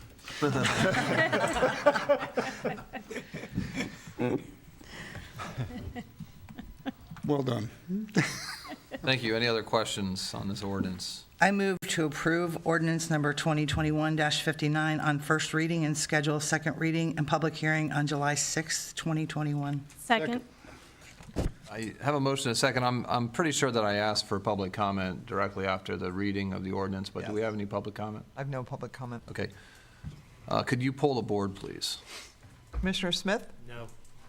Commissioner Fenger? Yes. Commissioner Gerard? No. Mayor Brown? Yes. Vice Mayor Robinson? No. Commissioner Hulk? Yes. Commissioner Carroll? Yes. Motion carries 4-3. Thank you. I will now recess the City Commission meeting and convene the Board of Adjustment meeting for one item. I will first ask the city attorney or city clerk to explain to us the process. Okay. Let me first call the item. This is an appeal of a hardship relief application that was made to the planning board. Planning board voted 6-1 to deny the request for hardship relief. The applicant, Todd Pressman, I believe he's listed as the applicant. He's here on behalf of Dick Norris.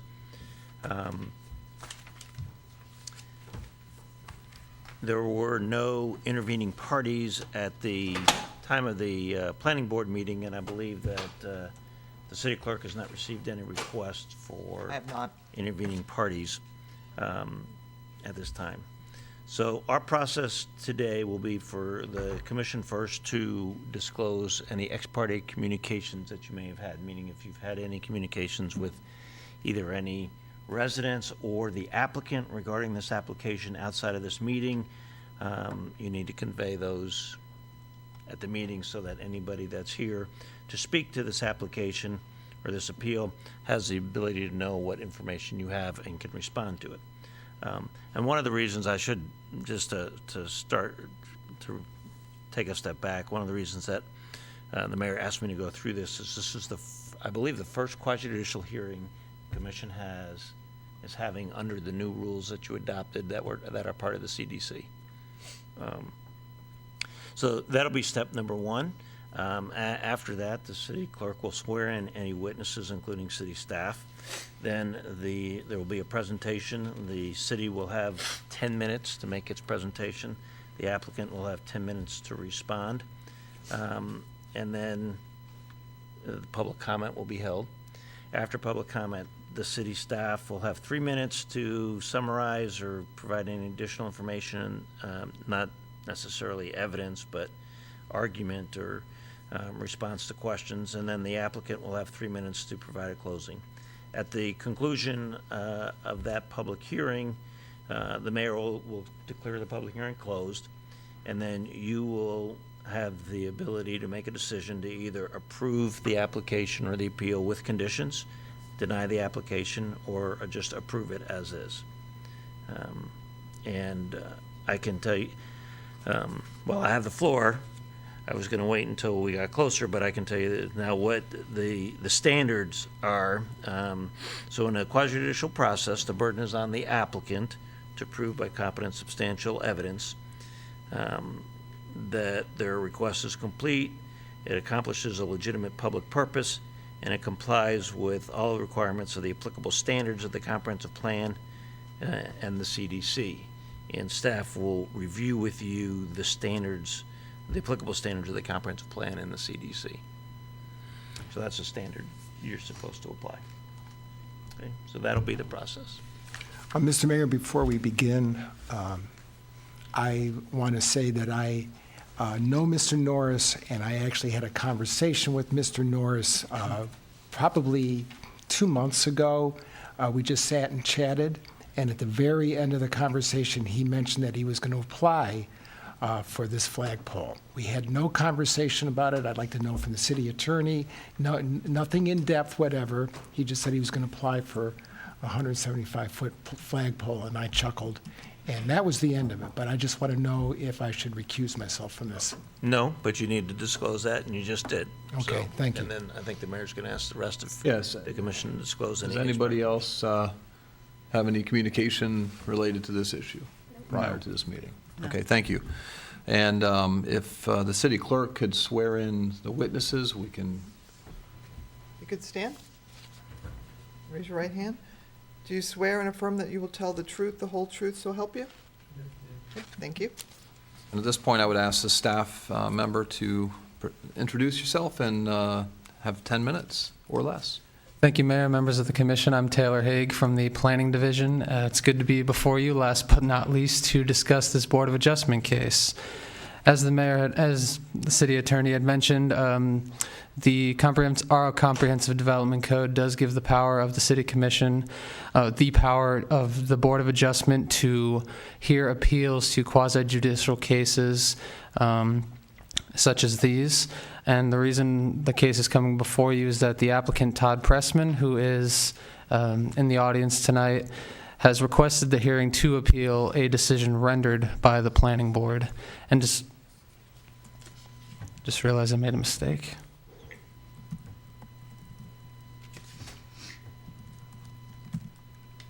Well, if it's your only mistake, then, you know, you're doing better than me. Starting off on the right foot. You're right.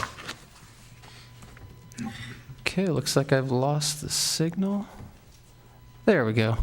So just a little bit of background on the actual case itself. Hardship Relief 21-001 was heard at the April 1st Planning Board hearing, and it was requesting relief from 12.10.e, subsection 2 of the Comprehensive Development Code, which does regulate flagpoles within the city of Largo to a maximum of 35 feet. Note that this is only related to the height of the flagpole itself and does not pertain to the actual flag itself.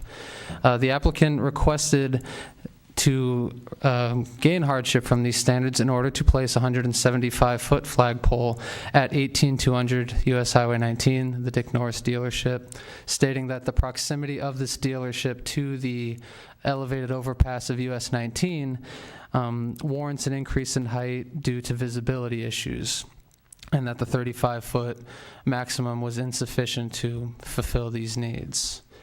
And from that hearing, it was like the city attorney said, denied by a 6-1 vote. And just a aerial of the site itself. This is a bit of an old aerial. The car wash is currently in that portion, but you see the red dot where the proposed flagpole would be. So just a quick and brief rundown of the standards that we took a look at, and these are also outlined in the staff report from the planning board hearing, but just a quick rundown of what the criteria were met and then not met based on the review criteria outlined in the Comprehensive Development Code. It was split 3 and 3, with section 433G not applicable to this particular hearing because it was involving signage. And it should be noted that hardship relief from the terms of the CDC may be granted from staff only if all of the criteria are meant to be found. So that was based on the review criteria, and also based on this language that is worded in Chapter 12 of the CDC, which gives the city and planning staff the power to lessen the visual clutter that may otherwise be caused by the proliferation and proper placement, illumination, animation, excessive height, and excessive size of signs.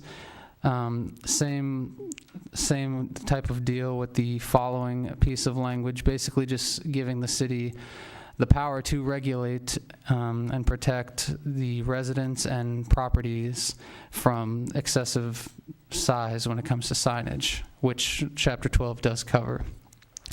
And based on this review criteria, staff could not provide or recommend approval of the hardship request from Section 1210E2. And as mentioned, the burden shall be on the appellant to show that the planning board's decision should be reversed based on these criteria that I have mentioned to you all tonight. So I'm here for any questions, and as I said, the applicant is also here. Thank you, and we'll have time for questions after as well. The applicant like to have 10 minutes or less. Mr. Mayor and Commissioners, my name is Todd Pressman, 202nd Avenue South, number 451 in St. Petersburg, Florida. Happy to be here tonight. I have a PowerPoint for you that I'd like to go through with you, and then be happy to answer any questions you might have. Mr. Norris was going to be here this evening, but his daughter or son is having a baby as we speak, so he diverted to the hospital. Wise choice. Yes, yes, versus the flag case. So this is for Dick Norris GMC Incorporated. Oh, there we go. So, as your staff member indicated, the issue is strictly in regard to the pole height. The size is not regulated. However, the only issue at 175 feet high is that what's proposed is a flag. The American flag is not for a commercial message. It's not for messaging for business use. It's expressly for the American flag. I think everyone's pretty familiar with the location on US 19. It's another aerial view that you just saw on US 19 frontage. And of course, everyone's familiar with the significant obstruction on US 19, particularly at the peak where this location is. 42 feet is reported by FDOT. And we have the proposed flag location further from the site because it is an area that you don't want in the middle of activity and busy activity. It's further back from 19. It's the best location, safest location for it. Per Google Maps, I had it at, I don't know why this is coming up, but we had it at, I believe, about 400 feet from US 19.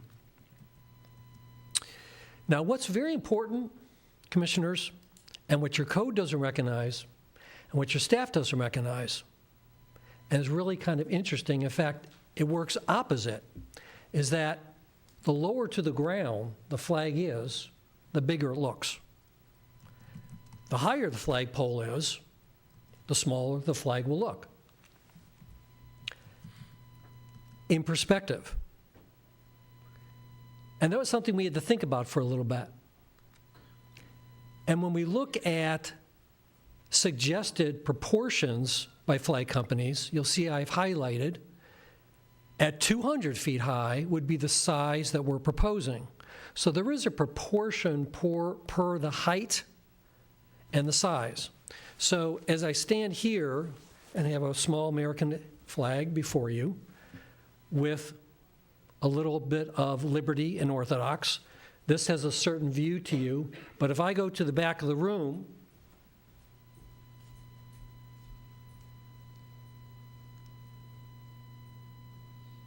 way back here, it's going to look a lot smaller.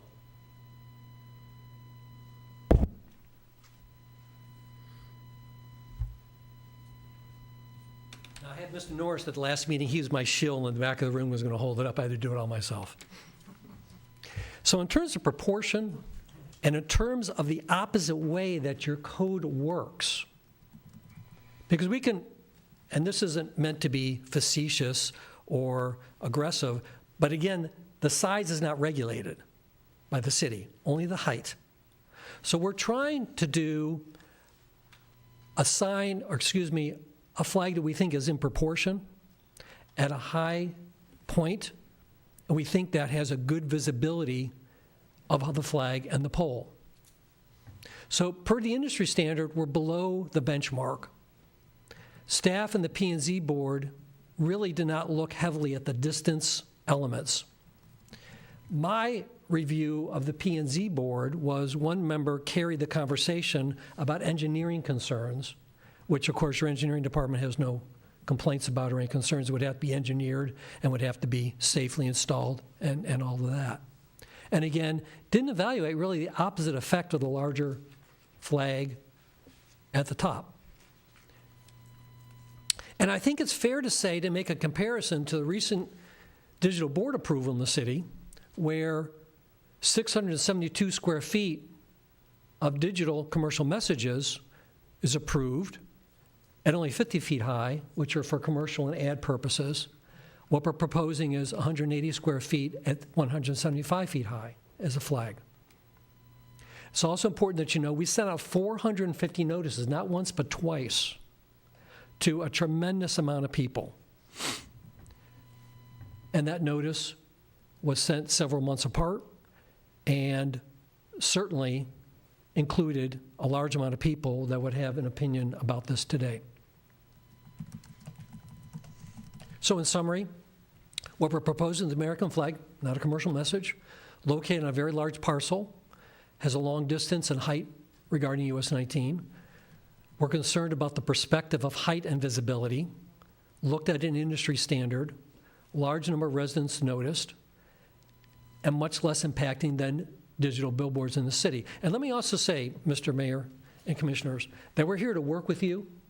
And if you do feel that 175 feet is too high, the Dick Norris Group wants to do a flag here, wants to do a flag badly, and we're happy to work with the city on a height or with the mayor and commission for a height that you think may be appropriate. Be happy to answer any questions you might have. Thank you. Thank you, Mr. Pressman. Do we have any public comment? I have no cards and no one on Zoom. All right, so we have another 3 minutes for the staff, if there's anything that you would like to address additionally. Yes, thank you, Mr. Mayor. I think if anything were to be considered, if you were to go forward with perhaps approving this with conditions, while not particularly pertaining to flags, we do have a provision within our code regarding pole signs that are adjacent to US Highway 19, and these this does regulate that if there is a sign or if there is a business that is adjacent to an elevated portion of the highway, we allow for 14 feet over grade as the maximum height that those signs can be. That was pretty much the only comparison we could have for gauging what a reasonable minimum degree of relief would be for this case, and that's pretty much the only comparison we had. So it's something to consider for a more, I guess, reasonable consideration for a flagpole height. That's all from staff. Thank you. And Mr. Pressman, if you'd like to make any comments, you'd have 3 more minutes. I appreciate it. For some reason, this didn't flash up on the screen. So I have the distance from the flagpole to US 19 at 600 feet, MOL. That's per Google. So it's quite a far distance. And I show you that for 2 reasons, because one is we're very far away from the main traffic artery. But secondly, there's a scale of size here of this property that compared to a lot of properties is very large. And I think that's an element that was also left out from staff reviews. Great respect for the staff, and they did a report to you. But I think that was another element in terms of dimensional elements as well with the others I mentioned that was a critical aspect in terms of the criteria and hardships that were presented to you by myself already. Thank you. Does anybody from the commission have any questions for the applicant or for staff at this point? I have a question very quickly. Mr. DeBreezy signed the vote, and this probably makes no difference, but he signed the vote at 5-2, and it's been recorded as 6-1. Which is it? I can clarify that. So yes, it was signed 5-2, and I looked at the minutes and I double-checked the actual recording of the video itself. It was a 6-1 vote. Any other questions? I just have a question. So you're saying that the 200 was, I guess, 200 feet was the original, and then you came to them with 175 feet. The original. But you're willing to work. The original request for hardship was for the 175. But you're willing to work with a lower amount? Were you starting out with 175 and going lower, or for looking for options, or? We had to evaluate the case based on the criteria provided. We didn't have a stake in it. We didn't have a recommendation for them. We basically reviewed the case based on our review criteria. We didn't compromise at 175 feet. Okay. If I may make a clarification. The 200 I showed is a graphic from a flag company to show at 200 feet the size that we're proposing is appropriate. We've always been at 175. I just presented that to you so you saw an industry standard. Okay. So we submitted 175, or before 175 with you tonight, and be happy to work with the city or with the commission and mayor here. All right, thank you. Any other questions? Just real quick, if I may. Sorry, John. Can you put the slide back up that shows what requirements it did meet and what requirements it did not? Yes, I can. A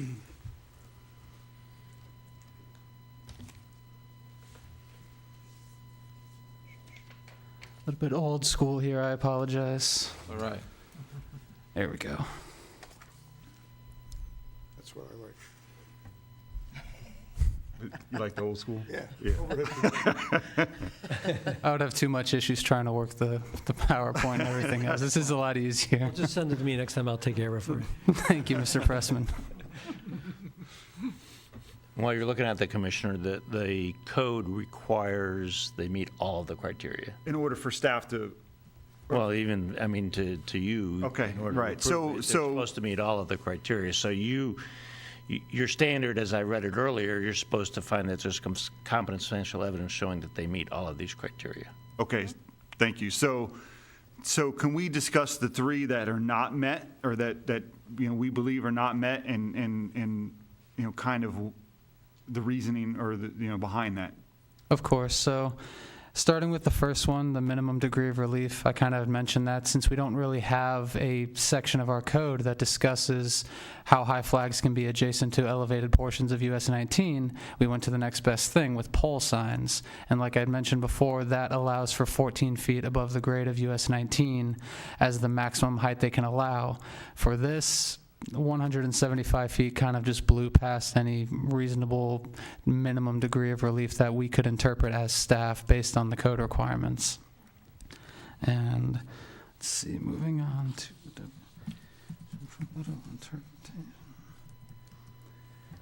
so for the second one, this was deprivation by literal interpretation. This is basically stating that if the hardship was not granted, certain rights would be deprived from this particular site that are commonly held by other similar property. So in this case, there's plenty of auto dealerships along US 19, basically saying that if we didn't give them a 175-foot flagpole, they would be losing a right that any of those dealerships within the city of Largo commonly hold, and that's just something we could not support, because that's every dealership who would want a 175-foot flagpole would have to go before the planning board, and if appealed, come before you all as the Board of Adjustment. And the non-violation of policy intent, that kind of goes back to this slide here. Nope, not that slide there. This slide, basically just giving the planning division and therefore the city of Largo itself power to regulate signage and prevent them from exceeding or reaching excessive height and size. So that was the justification, the main justification for the three criteria that were found not to have been met. May I ask a question? Please. So if you can back up to the conditions not met, because it wasn't the deprivation. Sorry for interrupting you earlier, John. You stated that if we don't grant this, or if we do grant this, then every dealership up and down US 19 would have a right to a 175-foot flagpole. Not necessarily. Basically, even if if the board tonight finds or approves this hardship and another dealership wanted to come back for a 175-foot flagpole, they would also have to go before the planning board to get a hardship relief. And so this would not automatically make a 175-foot flagpole a right. Right, because this is a peculiar and special condition. They are, you know, that dealership is you know, next to a 42-foot high overpass. Right. Okay. We would have to evaluate each one of those cases individually, but this would be something that could be used as precedent for future cases, for future flagpoles that want to go up within the city. Right, if they were next to a 42-foot high overpass. That's correct. Okay. Mr. Pressman, so 175 feet is a lot.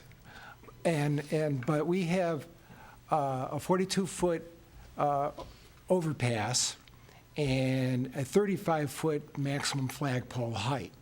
So if we were to add that, and this is just, you know, asking what the result would be. I don't even know if we're allowed to do this. I'm sure Mr. Zimmett will correct me. But so if you were to say add 42 and 35, then you would come up with 77 feet. Would a 77-foot flagpole be allowable? Could we do something? And I'm just trying to find, as Mr. Pressman said, if we're allowed to do this, is there some place where we can meet where where this dealership can put up a flagpole that would be seen from the road? I think it should just be noted that, like Mr. Pressman had said, I had spoken to building and engineering about this. They have no complaints. As long as it's structurally sound and properly planned, they don't have a problem. If the Board of Adjustment tonight finds, and I do believe, Mr. Zimmett, you said that they can approve with conditions, then I do believe that that's a compromise that could be reached. But from us, we're just basically evaluating on the criteria. The decision is really up to the Board of Adjustment. Well, you made a ruling, you made a recommendation based on 175 feet, and that was it, you know? Yes, sir. But now we're here at the Board of Adjustment, and this dealership wants to put up an American flag, which dealerships do all over the place. They just want it to be seen. So I'm not saying that 77 feet should be the standard, but, you know, is there some place where we can meet where it's reasonable? Yes. To answer your question, you can put conditions on the approval, and that condition can be the flagpole can go in at that location at 56 feet or whatever, the 14 over the 42 or some number in between. Mm-hmm. Yes, you could do that. Okay. Thank you. At this point, if there's no more questions for the applicant, I just had a question more about where it's codified that it is an American flag only. I see where it says not a commercial flag, but I'm giving you a workout, Alan. What prevents somebody, let's say this is approved? I'm glad you asked that, Commissioner Carroll, because that was going to be my question as staff. Is there anything in the code, because I couldn't find it as we sat here, and I didn't know that was part of the presentation until the applicant made their presentation, but is there anything in the code that limits them to putting an American flag on the flagpole? The only language we have that's codified is on the height. We do have a provision within our master sign plan that if they have more than 3 commercial flags, it starts subtracting into their aggregate, but there is nothing that states that it has to be an American flag. Basically, if hypothetically this was their only flagpole and they had no other commercial flags on site, anything can fly from it. That's why it's important to note that this hardship was only for the flagpole. It did not pertain to the content or the size of the flag. And just to follow up on the comment, this leads into my point, from a First Amendment standpoint, you can't limit them to a U.S. American flag. That's what I wondered, because we've talked about this with marquees on commercial signs before, the language. But and I'm not saying anybody would, but if you put up a flag that said, "We hate Fords," I mean, there'd be nothing you could do about that. Right? Yeah, and there's other non-commercial signs That's that what they I'm saying. could put up to, or flags that they could put up too. Unfortunately, the recent Supreme Court decisions, and there's been and other federal court opinions coming out, limit us to the ability to regulate things like these flags, and you can't look at what the flag is and base your decision on that. So you couldn't put in a condition that says it has to be an American flag. I wasn't suggesting that. No, I know, but I'm going back to, Okay. you said about conditions, so that's why I pointed, Right. I looked at you. Right. Is that could not be one of your conditions? Yeah, and we're only considering the size of the height of the flagpole. Right. That's all. Right, so. Yeah, but it was mentioned in the presentation it would be limited to, and that's why I wanted to ask that question. And we'll not legally be able to hold them to that. So that shouldn't be a basis of your decision. Not at all. Not a bit. If there's no more questions for the applicant, I'm going to close the public hearing so that we can discuss it. And we can, if we have a question for staff, we can certainly ask them. If you have a question for Mr. Pressman, we can reopen the public hearing if necessary. But this is a time for us to discuss the case. I had one question for staff. I just, because you made the reference to the provision in the code that says adjacent to 19, you can go 14 feet above, in this case, the 42 feet, the crown of the road.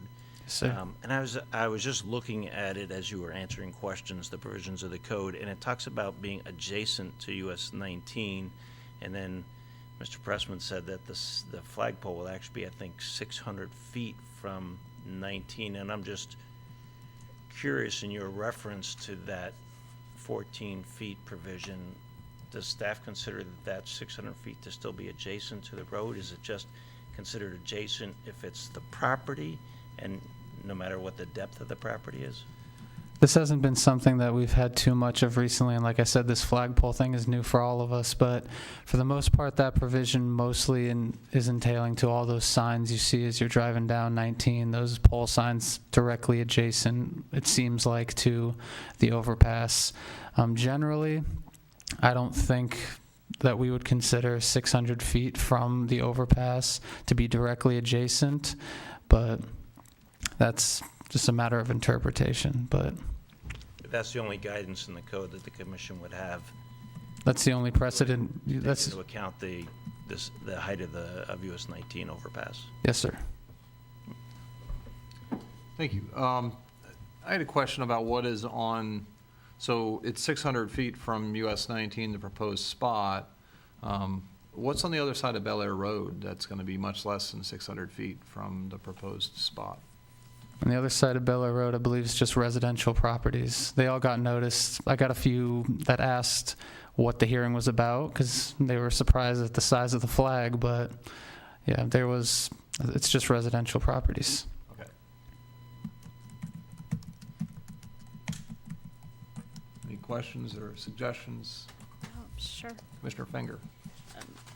I would say I couldn't support this because for the simple fact that it does not meet the hardship requirement that is asked of anyone applying for this. And that was made clear through the planning board as well as through the attorney Sobel, who was at that meeting, and through your presentation tonight. We have hardship criteria for reasons, and it's not something that unfortunately that the applicant is not unaware of. I know I want to say probably about 2014 that you guys were here with a similar request for a signage for that height increase. So we just based on our own criteria, it would not be the right thing to do to exceed that, or even by the conditions of talking about having the extra just because you're next to next to US 19. So I would not support it. Thank you. Thank you. Any other questions or comments? I mean, my first impression is that, I could see allowing for a higher pole directly adjacent to US 19, although this pole is proposed to be all the way on the other side of the property. As Mr. Pressman pointed out, if they move that flag closer, it'd be bigger, So it seems to me like putting a flagpole closer to US 19 would make it a more visible flag to the people driving on US 19 if that's the intent. I could support, if it's, how big is the flagpole out here? I assume it's probably 35 feet. I hope it's not more. No, I don't think it's more. It'll be 35 feet tomorrow. But I could see allowing for a 35 feet above the crown of the road type situation for an American flag that's adjacent to the right-of-way. But I think, I don't know, I'm just guessing that one of the reasons that they're moving it so far across the property is because it's going to be a really, really, really big flag, and they want to make that impact. And if they put that closer to the road, it's not going to be as big of an impact.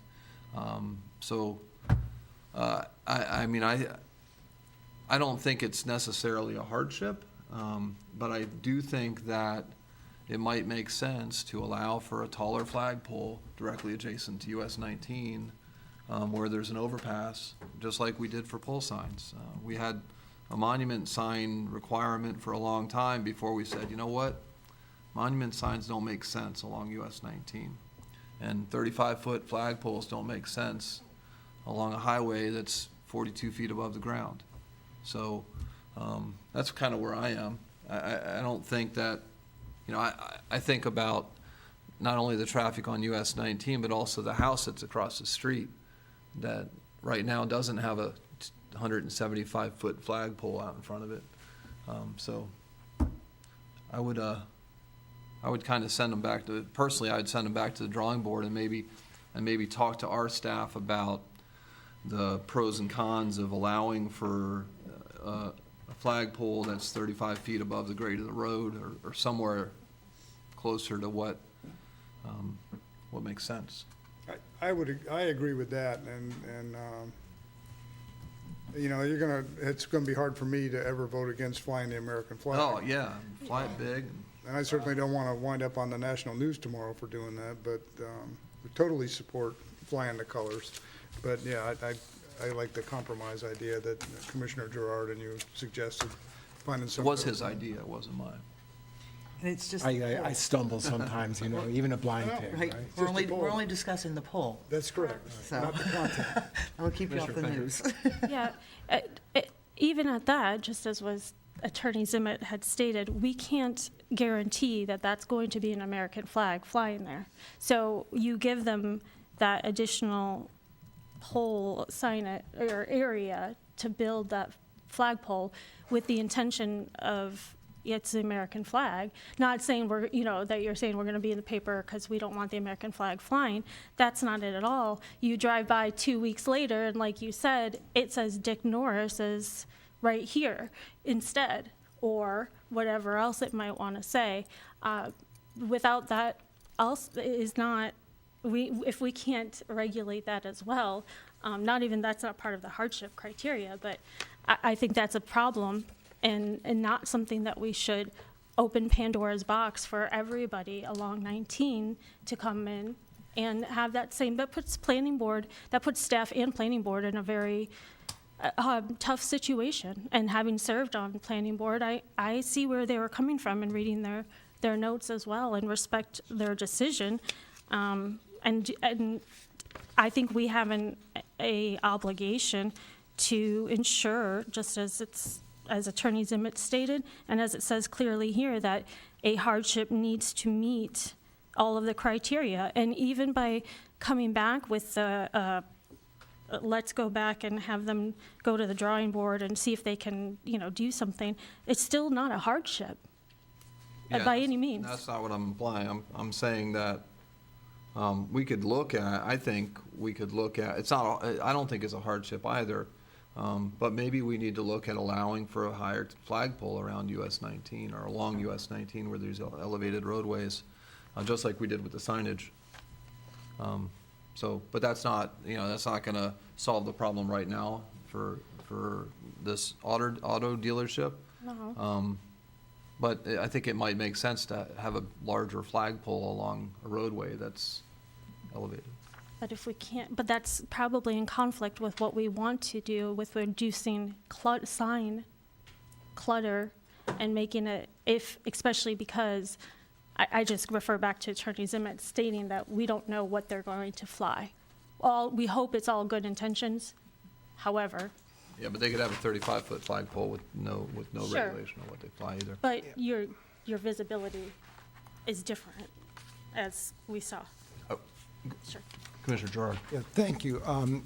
I think that it would serve everybody's purpose here to not discuss what type of flag is going to fly there, because we're talking about a flagpole, not the flag.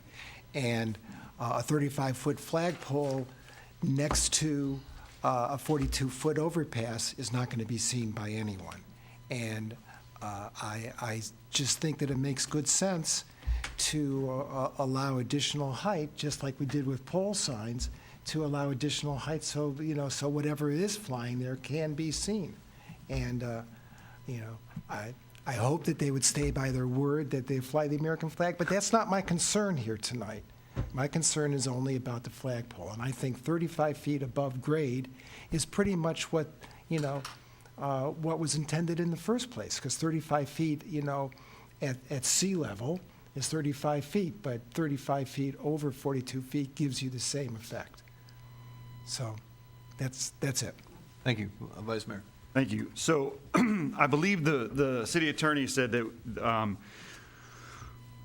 our decision is up here tonight is to decide whether or not we believe the applicant met all of the criteria that the staff said that they did not meet. Is that a That's correct. generalization of No, that's very much more eloquent words? So, I guess that's up here for everybody to, make their own decision on. But I would say that I agree with maybe allowing or having the CDC come back or, in a revised to allow that at another, come back with a taller pole in I guess relating to similar situation with the pole signs.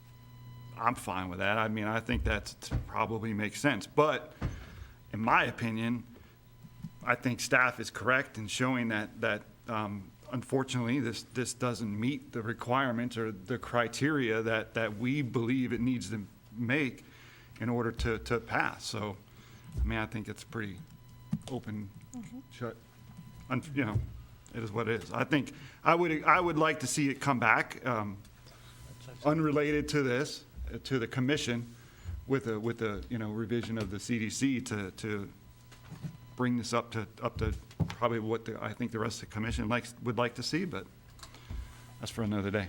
Thank you.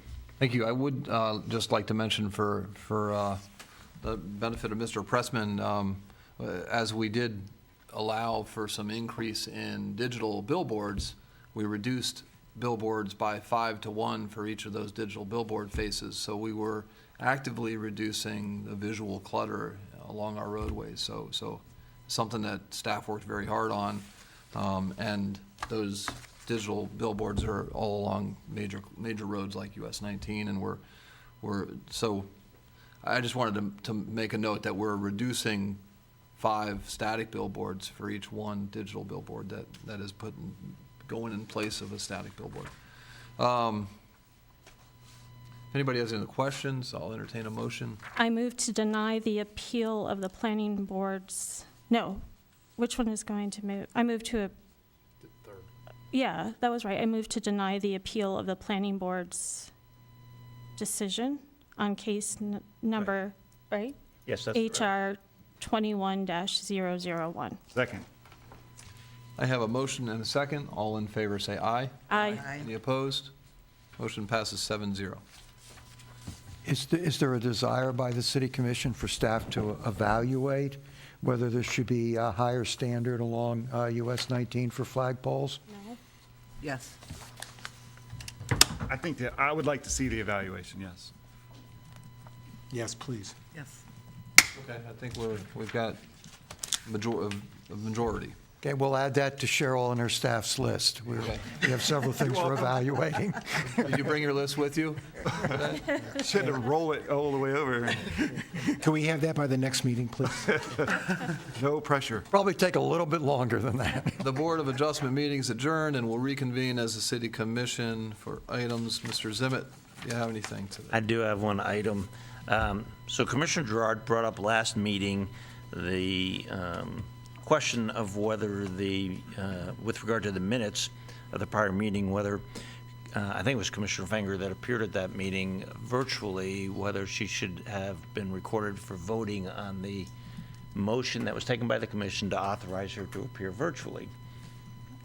Staff kind of originally understood where Commissioner Gerard and the commission eventually approved that was coming from, and just trying to work within the legal constraints of when a commissioner has the ability to not vote on an item. We had Commissioner Fenger, out of an abundance of caution, fill out a form to indicate that she had a conflict. But what we've decided to do going forward, and we want to make sure that you're on board with this, is the way we would handle that if a commissioner is going to appear at a meeting virtually is we're going to consider that commissioner to not be present at the meeting until that motion authorizing the commissioner to appear virtually is approved. So that commissioner won't vote, and there won't be any vote for that commissioner reflected on that motion, and the commissioner will then be reflected in the minutes as appearing or participating in the meeting after the motion is taken, if that makes sense. Right. Yeah. So you won't, because it's technically not a conflict of interest. You're not, to appear virtually, you're not benefiting financially from that decision. So that doesn't really fit into that hole. So this is the best way that we can think of doing that. So if you're okay with that, that's how it'll be reflected in the minutes when the clerk prepares the minutes. You might be at the meeting virtually, but as the minutes go, you won't actually be reflected to entering the meeting until after the motion is approved. Is that okay? I think so. Everybody, we got a consensus? Yeah. Okay. Thank you. All right. I have nothing further. Thank you. Commissioner Carroll. Well, that's a perfect segue, Alan. We're definitely in sync tonight, because I won't be at the next meeting unless you approve me to attend virtually. I'll be on vacation for the second meeting in June. And I'm sure, are you going to speak about the memorial? You already did the Memorial Day celebration. That was a really nice job by our staff and all the participants.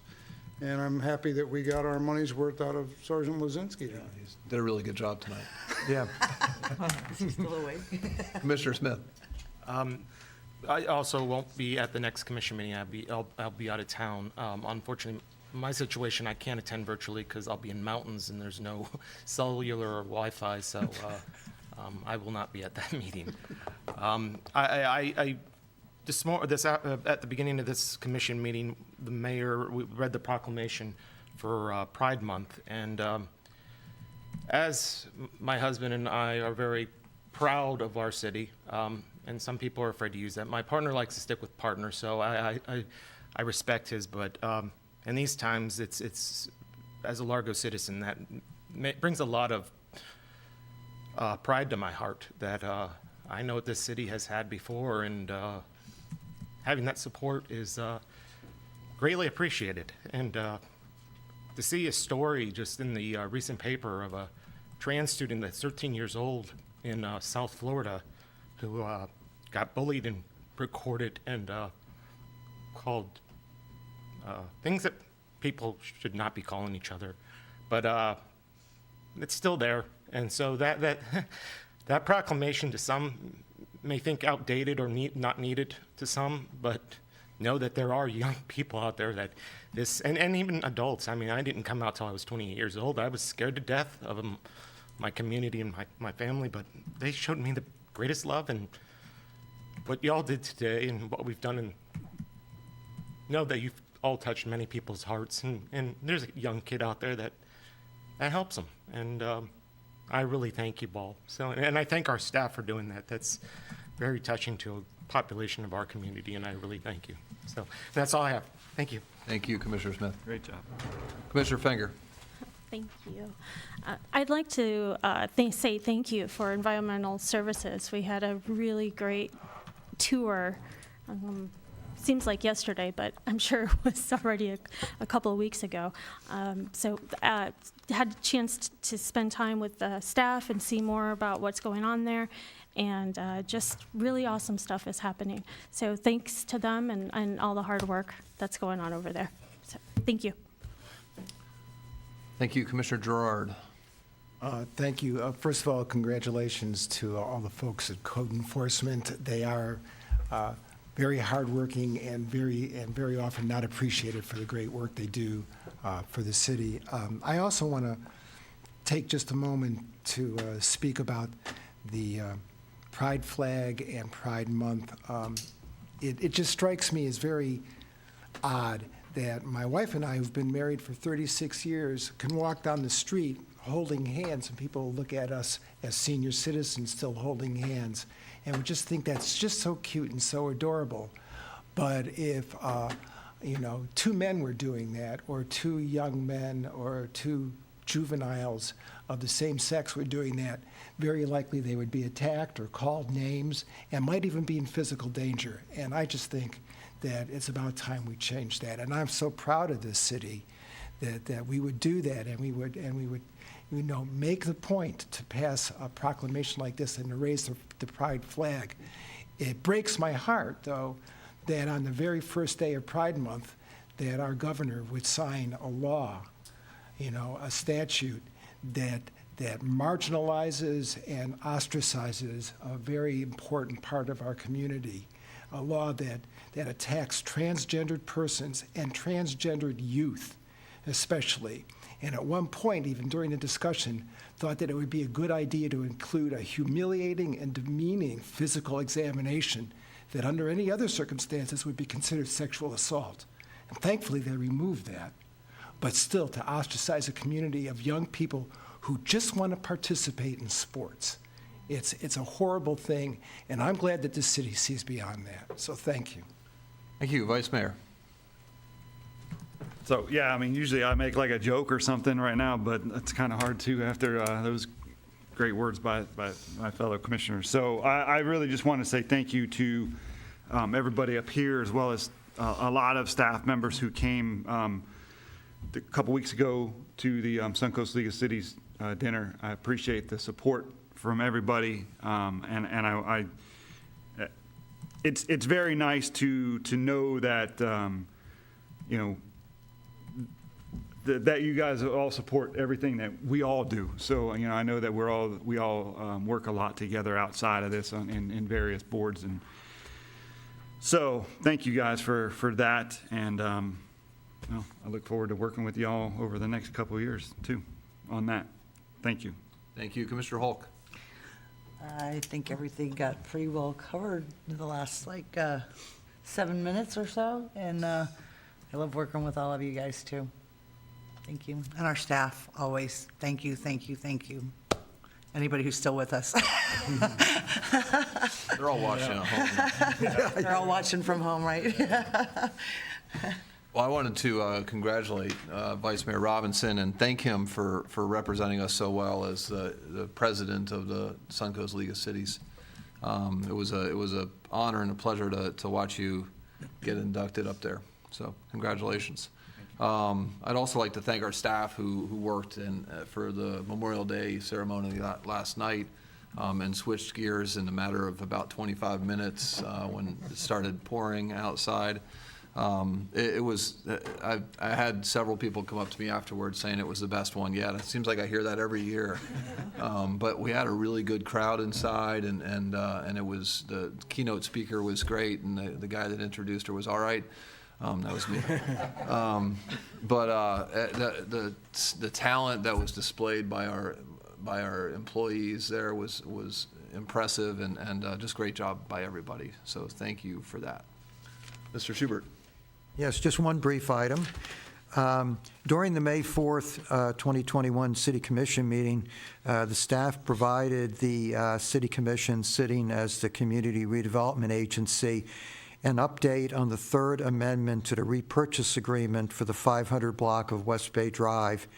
It shared that staff, the developer, and the new investment partner, PMG, are working through due diligence to ensure that the residential density needed to complete the project is available. As part of this due diligence process, city staff, Mr. Zimmett and I, and the development group and their attorney will be meeting with Forward Pinellas staff on Monday, June 7th, to discuss the density calculations and density averaging interpretations for the property under the countywide rules and the West Bay Drive plan. Once the final density has been determined, and assuming that that density meets the number of residential units that the developer needs to make the project successful, and the milestone schedule has been finalized, then staff will move forward with presenting the third amendment to the repurchase agreement to the City Commission, sitting again as a CRA board for your consideration. So I know this has taken a long time, and everyone's more than tired of seeing those two vacant lots downtown, or two vacant blocks downtown, but staff is continuing to actively work to try to make this project successful.